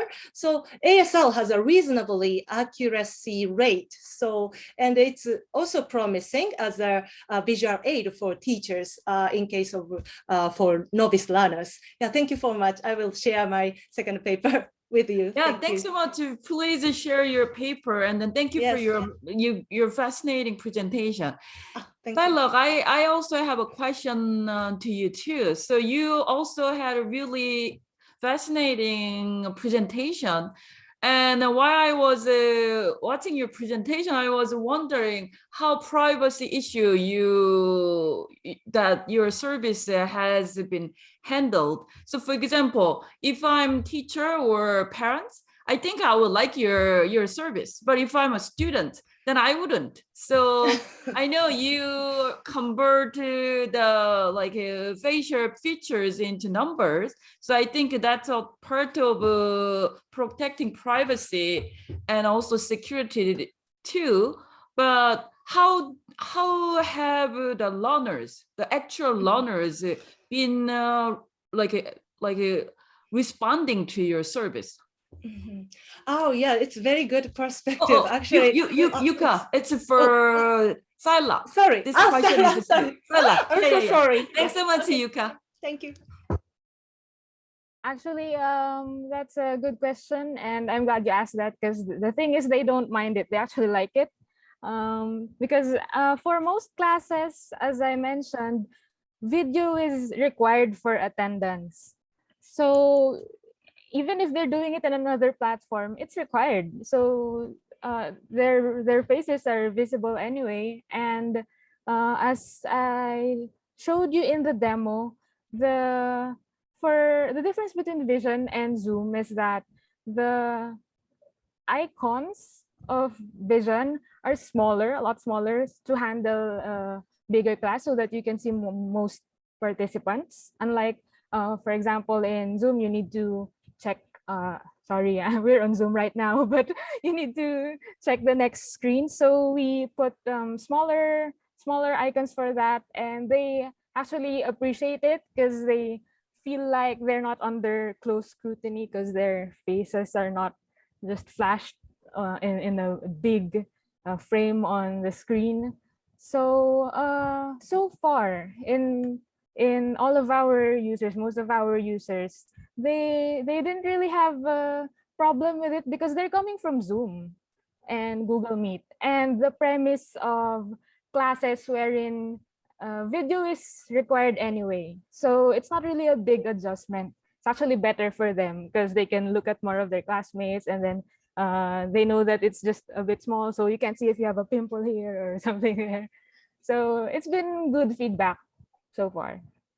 Okay, thanks so much. Let's continue to think about how we can save those data from minors, because it's minors personal data. So let's keep thinking about that part. Okay, it's very yes, important. Yes, we do. Issues. Actually, primarily our team is more on cybersecurity and data privacy. So with every feature of Vision, it's always that you always think about the privacy first, because that's really the first priority of the team. And Vision came about because we saw the need. It's a bit far from data privacy, but it actually is also data privacy because it's our faces and children's faces. So yes, with every feature, really, we would debate a long time about that. Do you really need that if it's going to compromise the privacy? So we put the privacy first. Okay, thanks so much. Maggie, I think we can move on to the next presentation. Yes, thank you for our first two speakers. Now we are going to move to our next speaker, Alice Lau. Alice is from Malaysia but currently living in the United States. So very interesting. Alice will be talking about the pros and cons and security issues with e-learning platforms. So Alice, are you ready? Yes, can you hear me? Yes. Okay. So hi, my name is Alice, and I'm just gonna present this presentation. So as technology is constantly evolving, new softwares is being developed, and the flow of information could be shared in real time all over the world with just a click on the share button. So such emerging technology offers many immense opportunities, but and has been fundamentally changing societies worldwide in different sectors. However, one of the ongoing challenges, as mentioned before, is that the balance of the opportunities presented by digital transformations, but the risk that comes out from it. Technology in the majority parts of the world have not only allowed cross-border transactions, but also allowed schools, teachers, students, support staff to be connected off-site and on-site. So we as a society has transitioned from more of an in-person traditional learning platforms to more online learning platforms, especially even more with the ongoing pandemic. Thus, urgent questions of internet safety, cybersecurity regulations of the digital space and age has arisen, especially due to the nature of the digital space being more cross-border, multi-stakeholder, dynamic disruption, strong connectivity, and the resulting complexity of the entire digital space structure. We need to know what an adequate regulatory approach would and should look like. In this presentation, I'll not only discuss the types of software used by the education sectors, the advantages and disadvantages of e-learning platforms, the risks associated with them, as well as the students' opinions and experiences and countermeasures and solutions that we should all follow or try to follow. So here is a list of software and platforms. So this is a small list that I gathered, but not limited to this. I separated them into 3 categories. We have the web conferencing softwares, virtual classroom and project management, and e-learning. So for web conferencing softwares, I have, we can just go more into it. As mentioned earlier, we have the Google Meet, Microsoft Teams, Zoom being one of the top 3 platform used by institutions. Google Meet's advantages are screen sharing, video conference integration with other Google apps. It requires no plugins or desktop applications, which means we can use it on any browser. The disadvantage of that is just the browser loading issues, and there's no hand raising features. And for Microsoft Teams, is used to share assignments and projects with instructors, peers, and as well as like face-to-face collaboration online. But it's also hard to figure out where previous recordings are at. There's a lot similar tools on it. Collaboration capability could also attract unwanted malicious links or files being uploaded and downloaded. Zoom, as I mentioned a lot of times earlier, it's great. It has breakout rooms, video shares, recording conferences as we are now. The issues is that there could be potential cross-host permission issues, window minimization issues, and other more. And then going more into there's also Cisco's WebEx. It's very convenient. You can share desktops and documents online, but disadvantage of that is the premium price of Cisco's WebEx, and initial downloads require administrators' privileges, which means it could also be a potential elevation of privileges to authorized users. So, and then we have Discord. Discord is a new modern platform used by certain instructors and institutions. I have one in my school for a class, but it's very convenient where it has text channels, voice channels, and you can share screen. But the problem with that is that you can record the videos, and there's also no hand raising. It's also a distraction. The text could also be shown by other previous texts as like a text channel. And then for GoToMeeting is also highly integrated, but the problem is that you're often forced to download like a alternate client, and a lot of people could also pose as the software themselves in sport institution platform to force users to download malicious links and such. The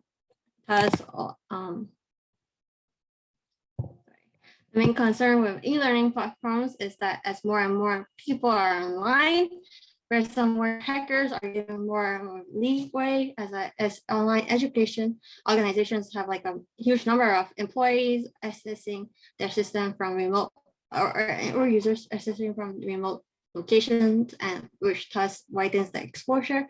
Thus, you can see in this slide, for the past 30 days, educational organization was the target of over 7.1 million malware attacks, or a total of 82.69% of all such attacks as reported on Microsoft Security Intelligence. The other observed attacks also include sectors such as financial services and insurance, healthcare, and pharmaceutical, power and utilities, retail and consumer goods, telecoms, and others.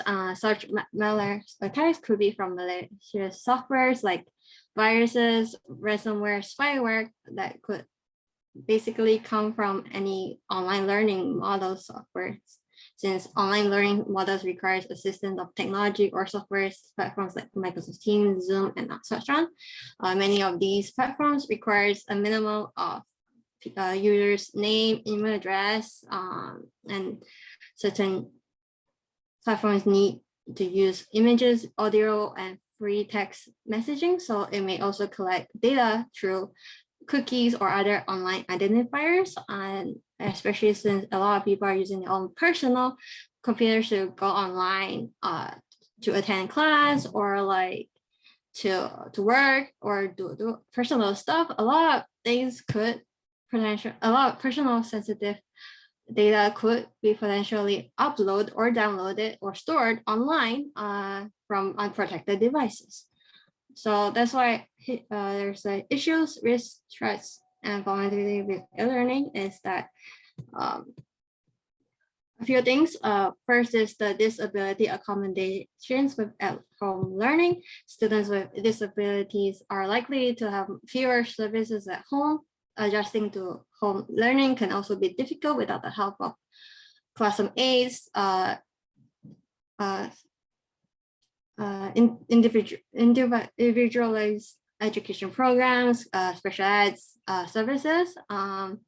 It also ties into the ethical issues with people promoting or selling incorrect education contents online, incompatibilities with school policies, where we have, as more and more e-learning is expanding, more laws and policies are being developed, but certain schools could, or certain laws could still be focused on more in-person classroom teaching. Thus, not all schools, not every school have the same policy in place for e-learning, and it could also be not all like curriculums are integrated with the e-learning platforms. There's also the intellectual property licensing and copyrights issues in e-learning, where if someone makes the content that you're using, it means that you must gain permission to use the materials. So there's also that issue, and then that ties into the next issue, which is the legal issues with distance learning, where federal comes in play with certain e-learning contracts and policies, making sure your privacy issues and understanding who is responsible, the transparency, and then technology issues and requirements. Certain platforms require certain particular software specs. And then online learning and harassment. This includes cyberbullying, and people could, or like video cameras, people can see through your video cameras, like your background and whatnot. So unless you have like a virtual background, sometimes people can look through camera to kind of like stalk you or like harass you or cyberbully or blackmail you through your video camera if you have them left on and such too. Going more in depth on it, I'm not gonna go too in depth in it, but basically the risks are like loss of confidentiality and ability, social engineering through oversharing, phishing, USB transfer, threats on children, on adopting, cyberbullying, insider track, mental health, vulnerabilities with lack of supervised platforms management, and then more in depth on the threats, I have categorized them into three main categories. So there's the external third-party access. This is where people can hack through third-party e-learning platforms and pretending to be the learning institution, or just injecting like bad codes and download attachments and whatnot. Insiders, there's two types of insider threats. There's malicious insiders who purposely use their legitimate access to damage or destroy a system or potential data breach. Negligent insiders will be users who just have weak passwords or just don't really practice much cyber security practices. And then there's the natural disasters such as floods, outage, and other environment such. So here's another small example of some tech tools that are open source and like literally on the web. There's two kids on Kali Linux as a virtual machine that helps you social engineer people with the information you can gain potentially from education platforms, or it could also be pavements on e-learning platforms that could be embedded with JavaScript, Screamer, and then human error through third-party platforms and so on.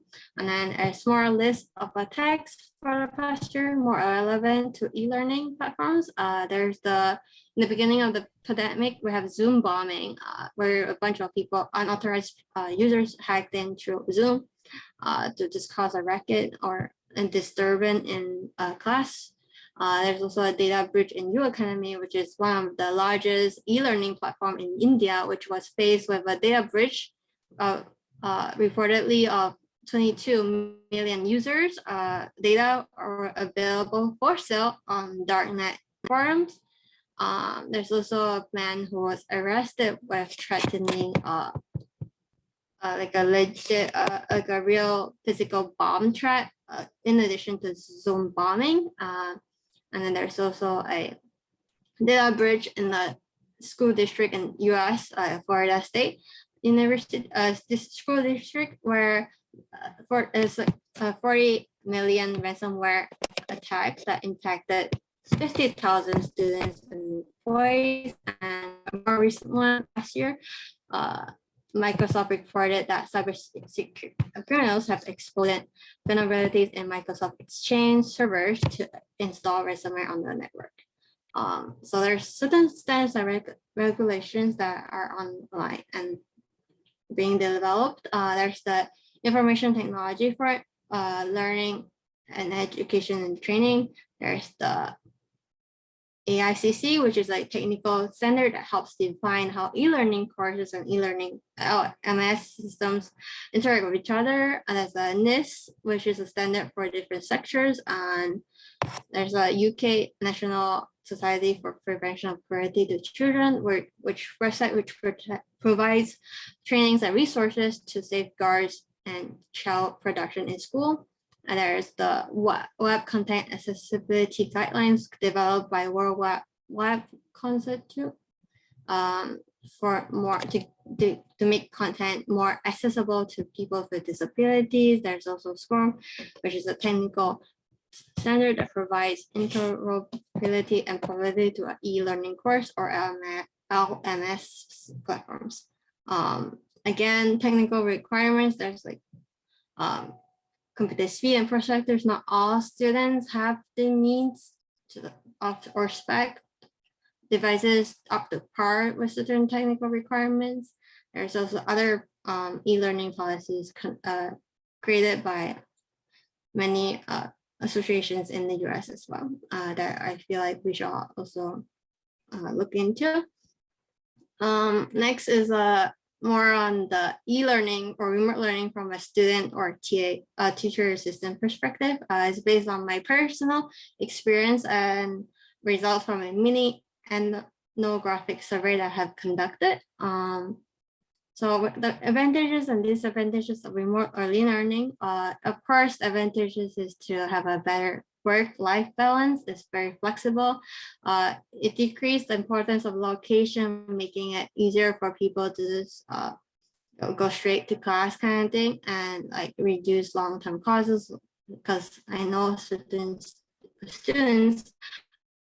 in my university, they live off campus, so then the commute would include gas and time, and sometimes it's also traffic in the morning.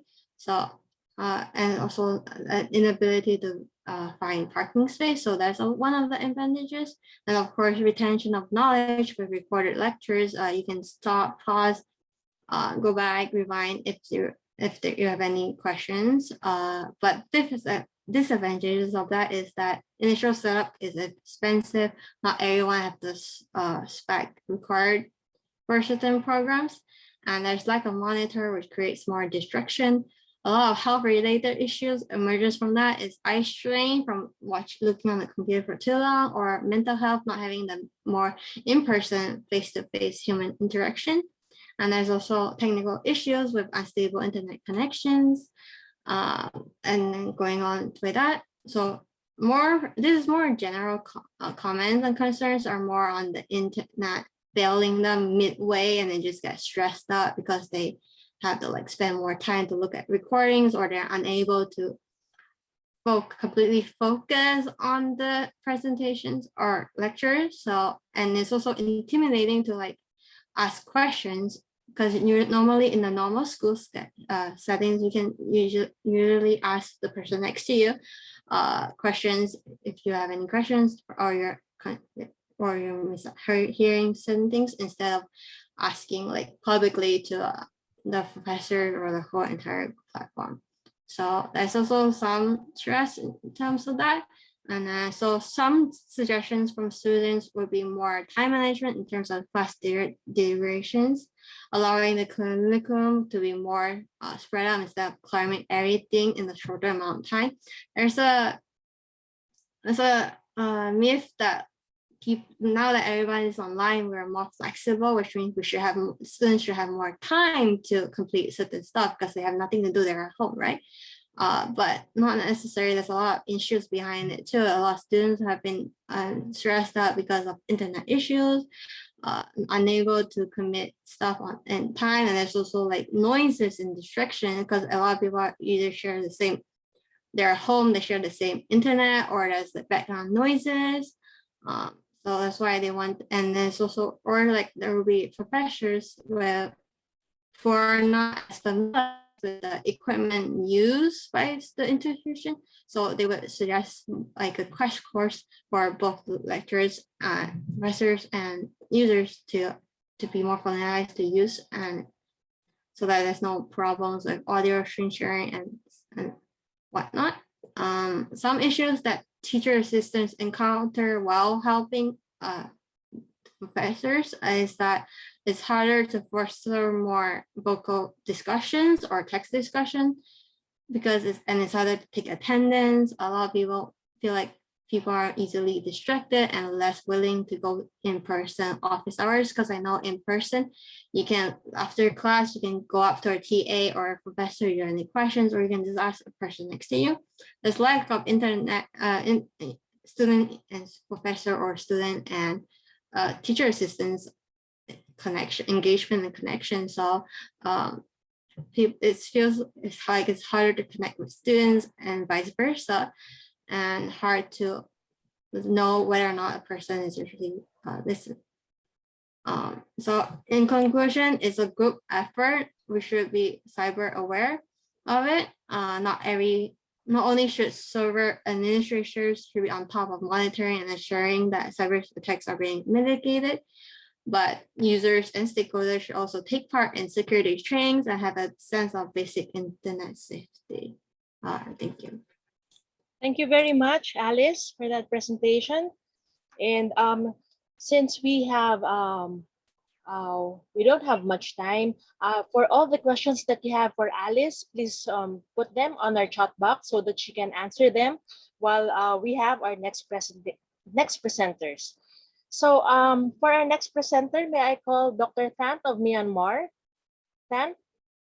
Hello. Okay. Yes. Can you hear? Welcome. Yes, we can. Go ahead. All right.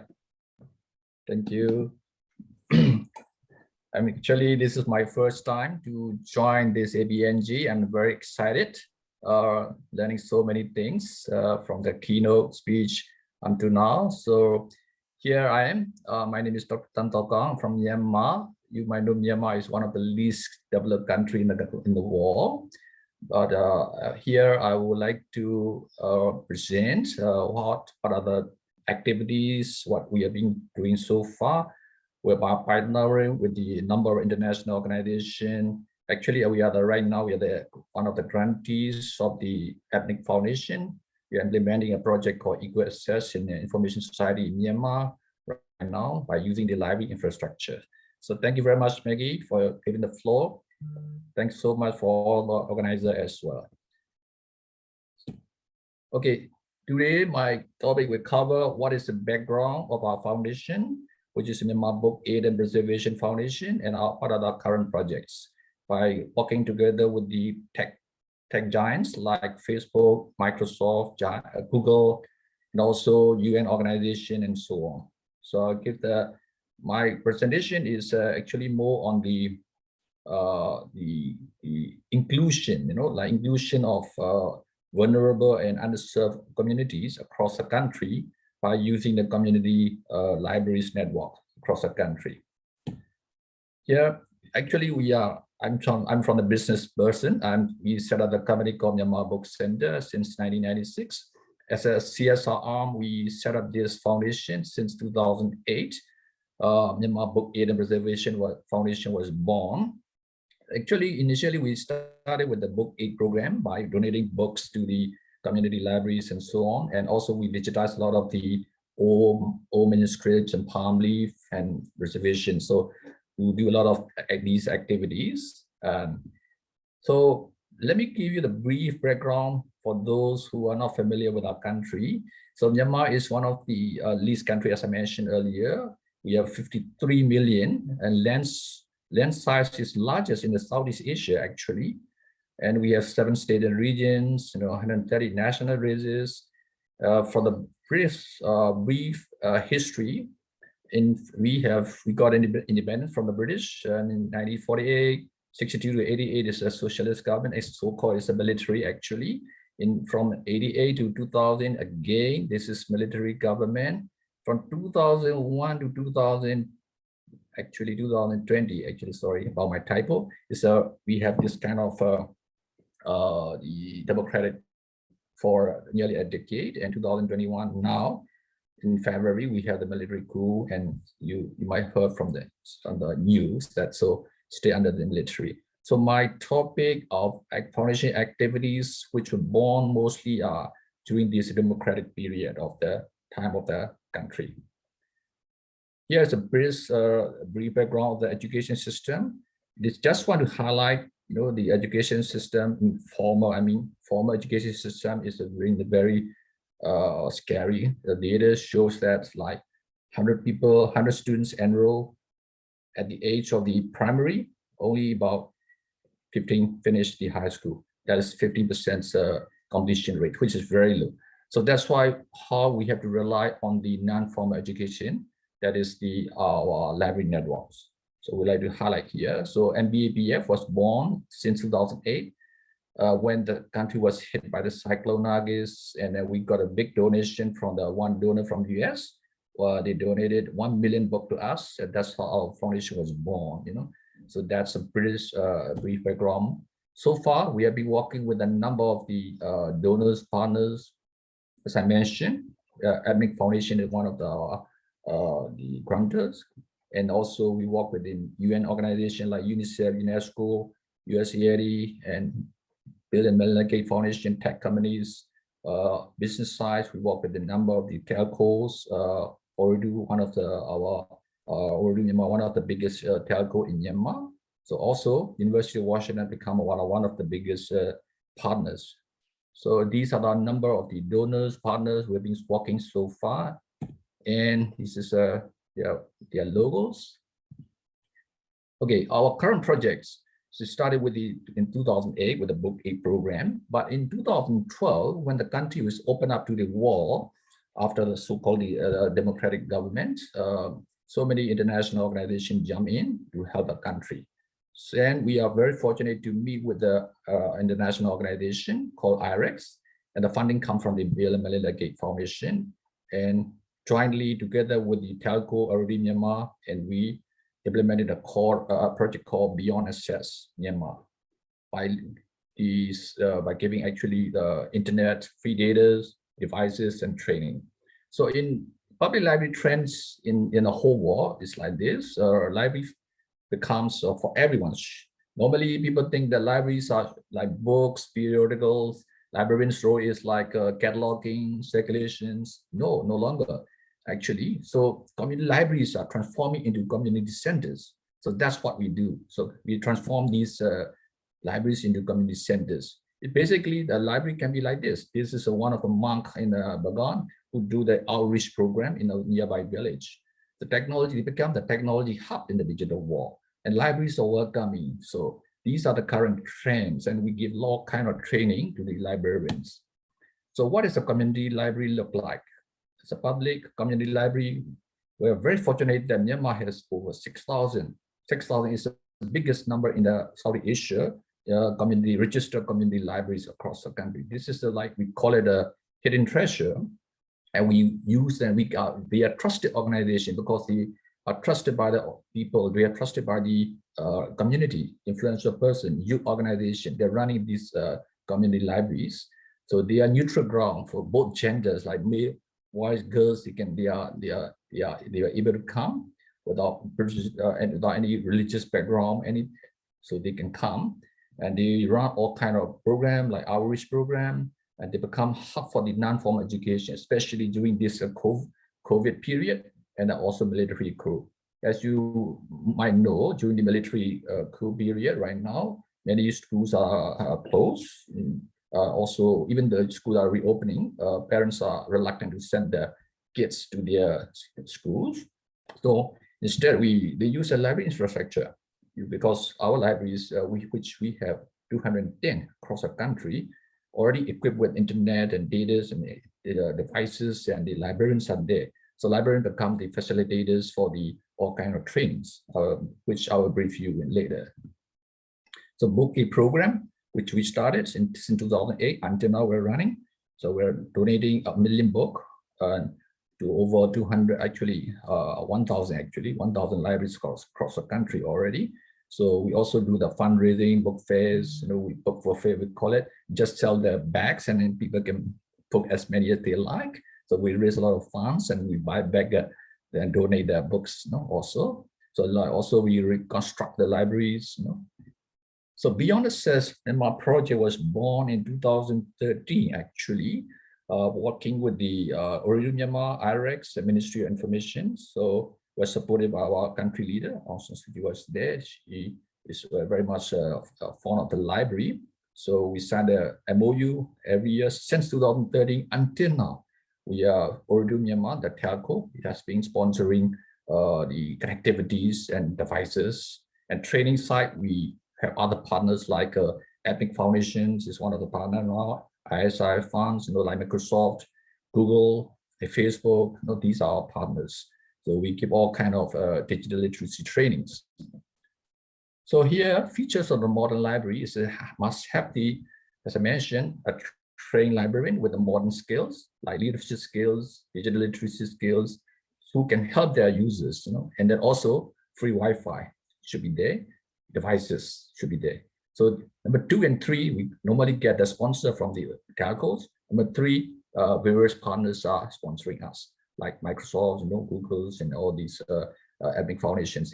We're working in a number of the international organizations. So actually, we are upgrading the service quality from, as I mentioned, community libraries into community centers. Very simple. So current activities of NBAPF, you can see here, librarians. You can see in this photo, kids are lining up to use a laptop. So kids are really crazy. Excited to see the laptops in the first time. So we collect data as well. You see all the kids' photos. They are really excited.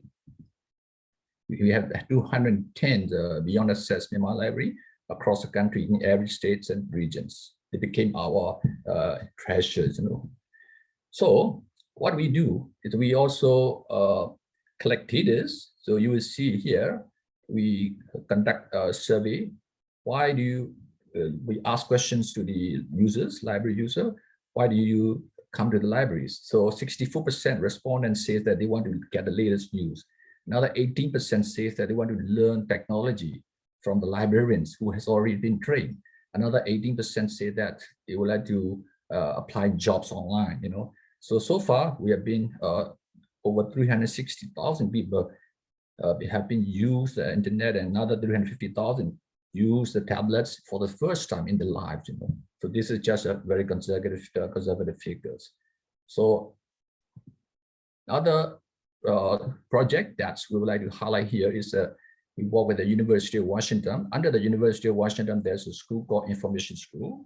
We met with them around 2015, and we developed a curriculum because in Myanmar, 80% of the people go online using their mobile phones. It's not, they can't afford to buy the laptop or desktop, which are quite expensive. So the phone prices go down. Also SIM card prices went down from like $200 before 2010 to like $1. That's less than $1 actually now. So many people are able to use a mobile phone. So that's why we developed a curriculum based on the mobile phone on the digital literacy. So initially we call the digital literacy curriculum, but later we changed into like curriculum for mobile. So mobile information literacy curriculum was born. So here I would like to highlight here ICT in much of the world. Normally is a revolution is like the desktop, laptop, a feature phone, and smartphones. In 2000 and now it's a feature smartphones are here. But in Myanmar, what happened is that since the country opened up to the world suddenly, so from the heavily censored print and TV media, then straight away people are able to use a smartphone. We don't have to use the majority of the people.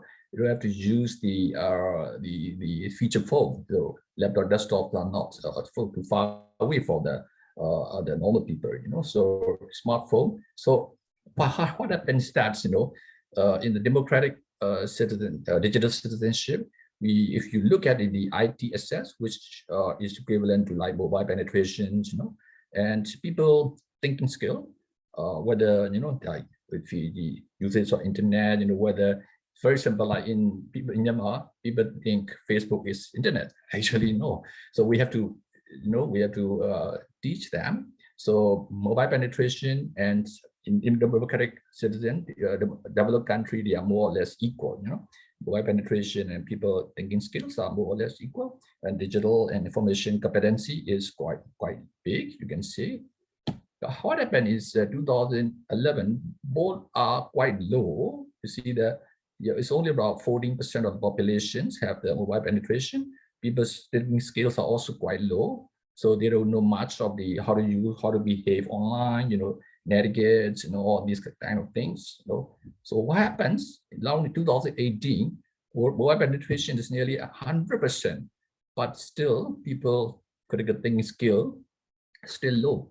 So our duty, our trainings, these mobile information literacy trainings, to uplift these critical thinking skills, very simple. So by giving this training to the librarians who are already in the community, and they became our partners, actually long-term partners. So they then by doing that, the digital information competency skill will be increased. Learn Asia, a report in 2016, mobile active SIM card with comparison between the rural and urban is very much different. You can see here, that is the white handset as well, very, very much different. So once people have all the smartphones, it's like a small computers actually in their hands. We have a lot of opportunity, as well as at the same time we have a lot of challenges, So that's what we are trying to give the information. And so what we do is the process of ICTs are explained and taught, very simple, creating, searching the right information, how to store them, how to retrieve them, analysis of the information. Well, we are very fortunate that we work with a number of tech companies like Microsoft, Google, and these Facebook. So we get a lot of training curriculum as well. So we combine and customize according to their needs. So we've been delivering these mobile information. This is just an example of the MIL module. So introduction, so ICT, what is cloud computing, professional emailing, which is very important also, because normally in Myanmar people just send an email without even putting the signature on that, So online safety and critical thinking skill, that's what we're talking. We'll explain a lot about the social media, actually, Facebook, or productivity tools like map, calendars, like Google calendars, conferences, web searching, like how to use a boolean operators, so very simple things. Cloud storage, online content creation, like YouTube creators, YouTubers, how to become YouTubers, these kind of things. And then at the end, group work and presentations are done. So it's a fun. So everything has to be changed during the COVID because of before we conduct this training face to face, but during the COVID, everything go online. But we found out that using the online, we can reach far more audience, and at the same time, we can use any whether they really understand or not. So we use like the online tools like Kahoot. Then they can answer the multiple choice questions. So we measure the pre-training and post-training, and we compare their understanding level. So always their levels are always rise. So these are part of the trainings. We can be in the like mobile information. We conduct training to ministerial staff, community people. So this is another project. We work with the UNESCO for the agricultural, the extension workers, and we train them on the mobile information literacy skills. This is a project launching with the Facebook, and then we work with them for 3 years actually. And another project I would like to highlight is a Tech Age Group project. Around 2016, we found out that people come to the library. If you look into the boys and girls, it's always like 2:1. Girls are always behind and using the technology at the library. So we developed this project called Tech Age Myanmar with the RX and then ISF. We got a grant from the ISF in 2018, and we conducted this project. What we do is very simple. Each library has to recruit 5 tech age girls, TAG, we call it girls aged between 16 to 20, and they have to train these TAG for 9 months constantly.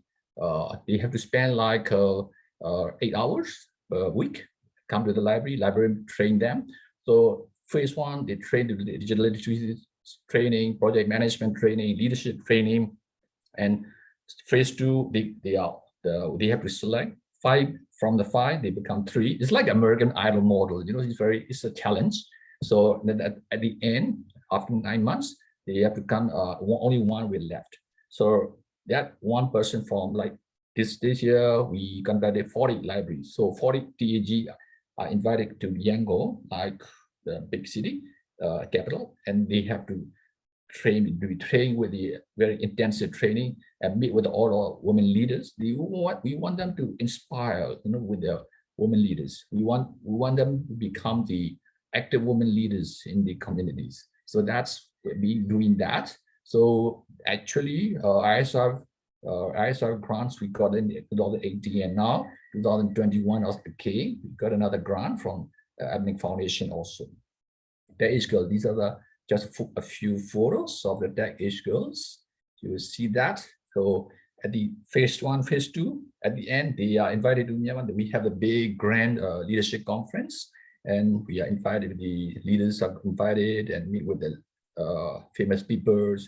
So here one example at this moment. We just launched project with the ISIF, APNG Foundations. Under that, as I mentioned, mobile information literacy training will be trained. We keep training to 4,000 trainees. But at the same time, here I want to highlight the sustainability of the project. Whenever we go do all these projects, we want to understand what will happen at the end of the project. We have to find other partners. So we have to give the ownership to the community. So that's where even though we mentioned 4,000 here, we'll be giving actual training to only 2,500. The remaining 1,500 will be trained by the community people, cascade the training to the community. So a sense of ownership is born, in that community. So they carry on the project as a part of the library activities. Also, 200 TAGs will be born through the ISIF grants. And also, another 40 SME owners will be trained with the financial management using the digital tool like digital storytelling. These things will be trained to these SME owners. So here, I think I would like to show a short video about the tech age girls. Just for 2 minutes.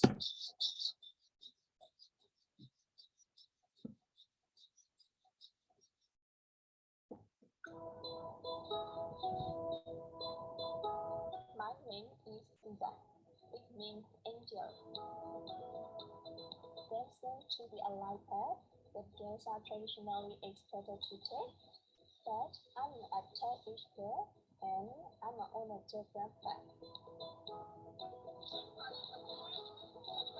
The tech-ish girl within a TG project uses technology as a way of building leadership and availability in game. We learn all about different computer programs, the cloud, logging, coding, and how to use these in our communities. Our TG teacher, who was an inspiration to me, I admire her so much. She had those special qualities that make a modern girl's role model, and she was definitely mine. Dr. Kaung, we can't really watch the video, but we can hear the sounds. I made records of their students and use the web to design lessons and new activities.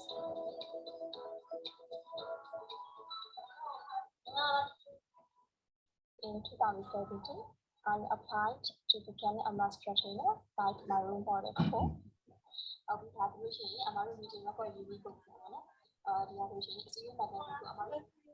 We can't see the video is playing. That it is what I meant to do, that this is my plan.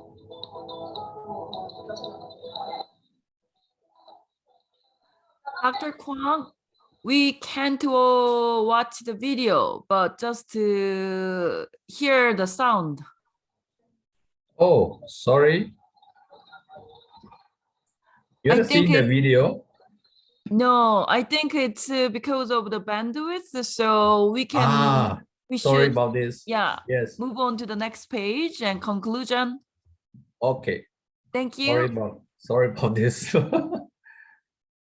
Okay. Okay, I will go for the conclusion page. Actually, don't know why. Yeah. Anyway, I will conclude my slide now. Sorry about the video. Yeah, it's at the end already, actually. Actually, with that the age gap program, we received the Gender Empowerment and Innovation Award in 2018 at the IGF in Paris. So impact of the program is you will see 86% increase in library visitorship after they get a connectivity and then devices and training. So this is last 3 project we do that. So here in summary, just want to how we get a sustainability. So libraries should have the fresh resources like fresh book, fresh trainings, ownership, as I mentioned earlier. You have to give ownership to the people, the community, regular activity like the trainings. Partnership is so important for sustainability, capacity building, and M&S is a monitoring and support. So thank you very much. This is my summary.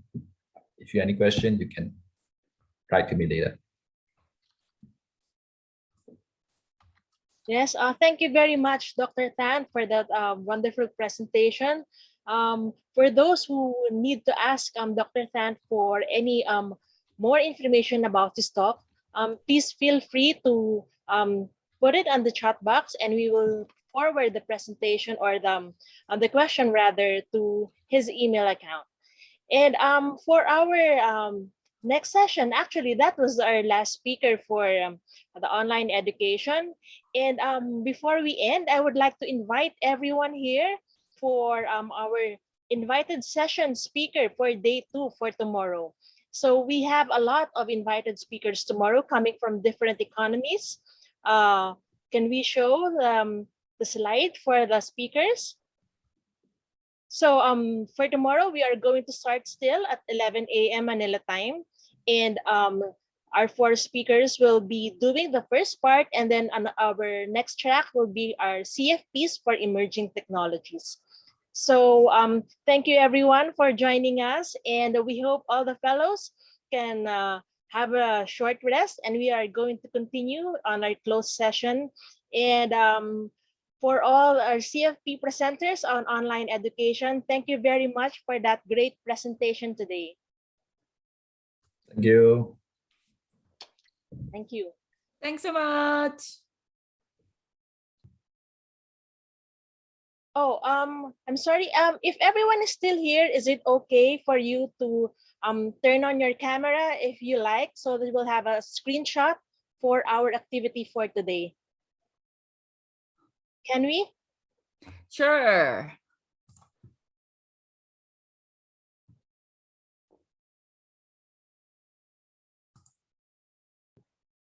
Okay, I think we will have 3 or 4 screens. So could you please keep on smiling for at least 10 just seconds? do we have a right screen feature? So I see Maggie says a big screen, others not. So let's change it into gallery view.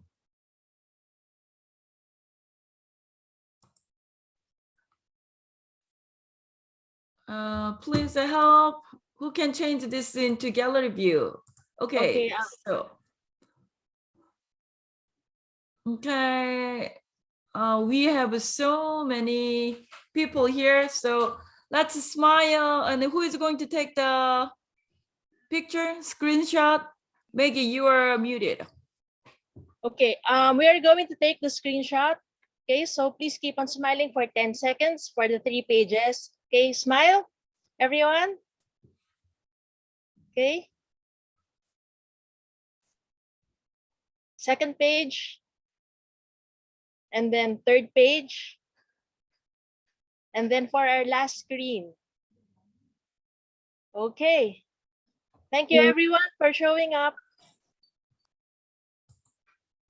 Thank you. Bye-bye. Thanks so much. See you tomorrow. Thank you. See you. And fellows, see you in the other room in 15 minutes. Thank you.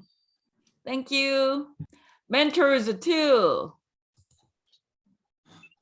Thank you, everyone. Thank you very much. Thanks, Kashif.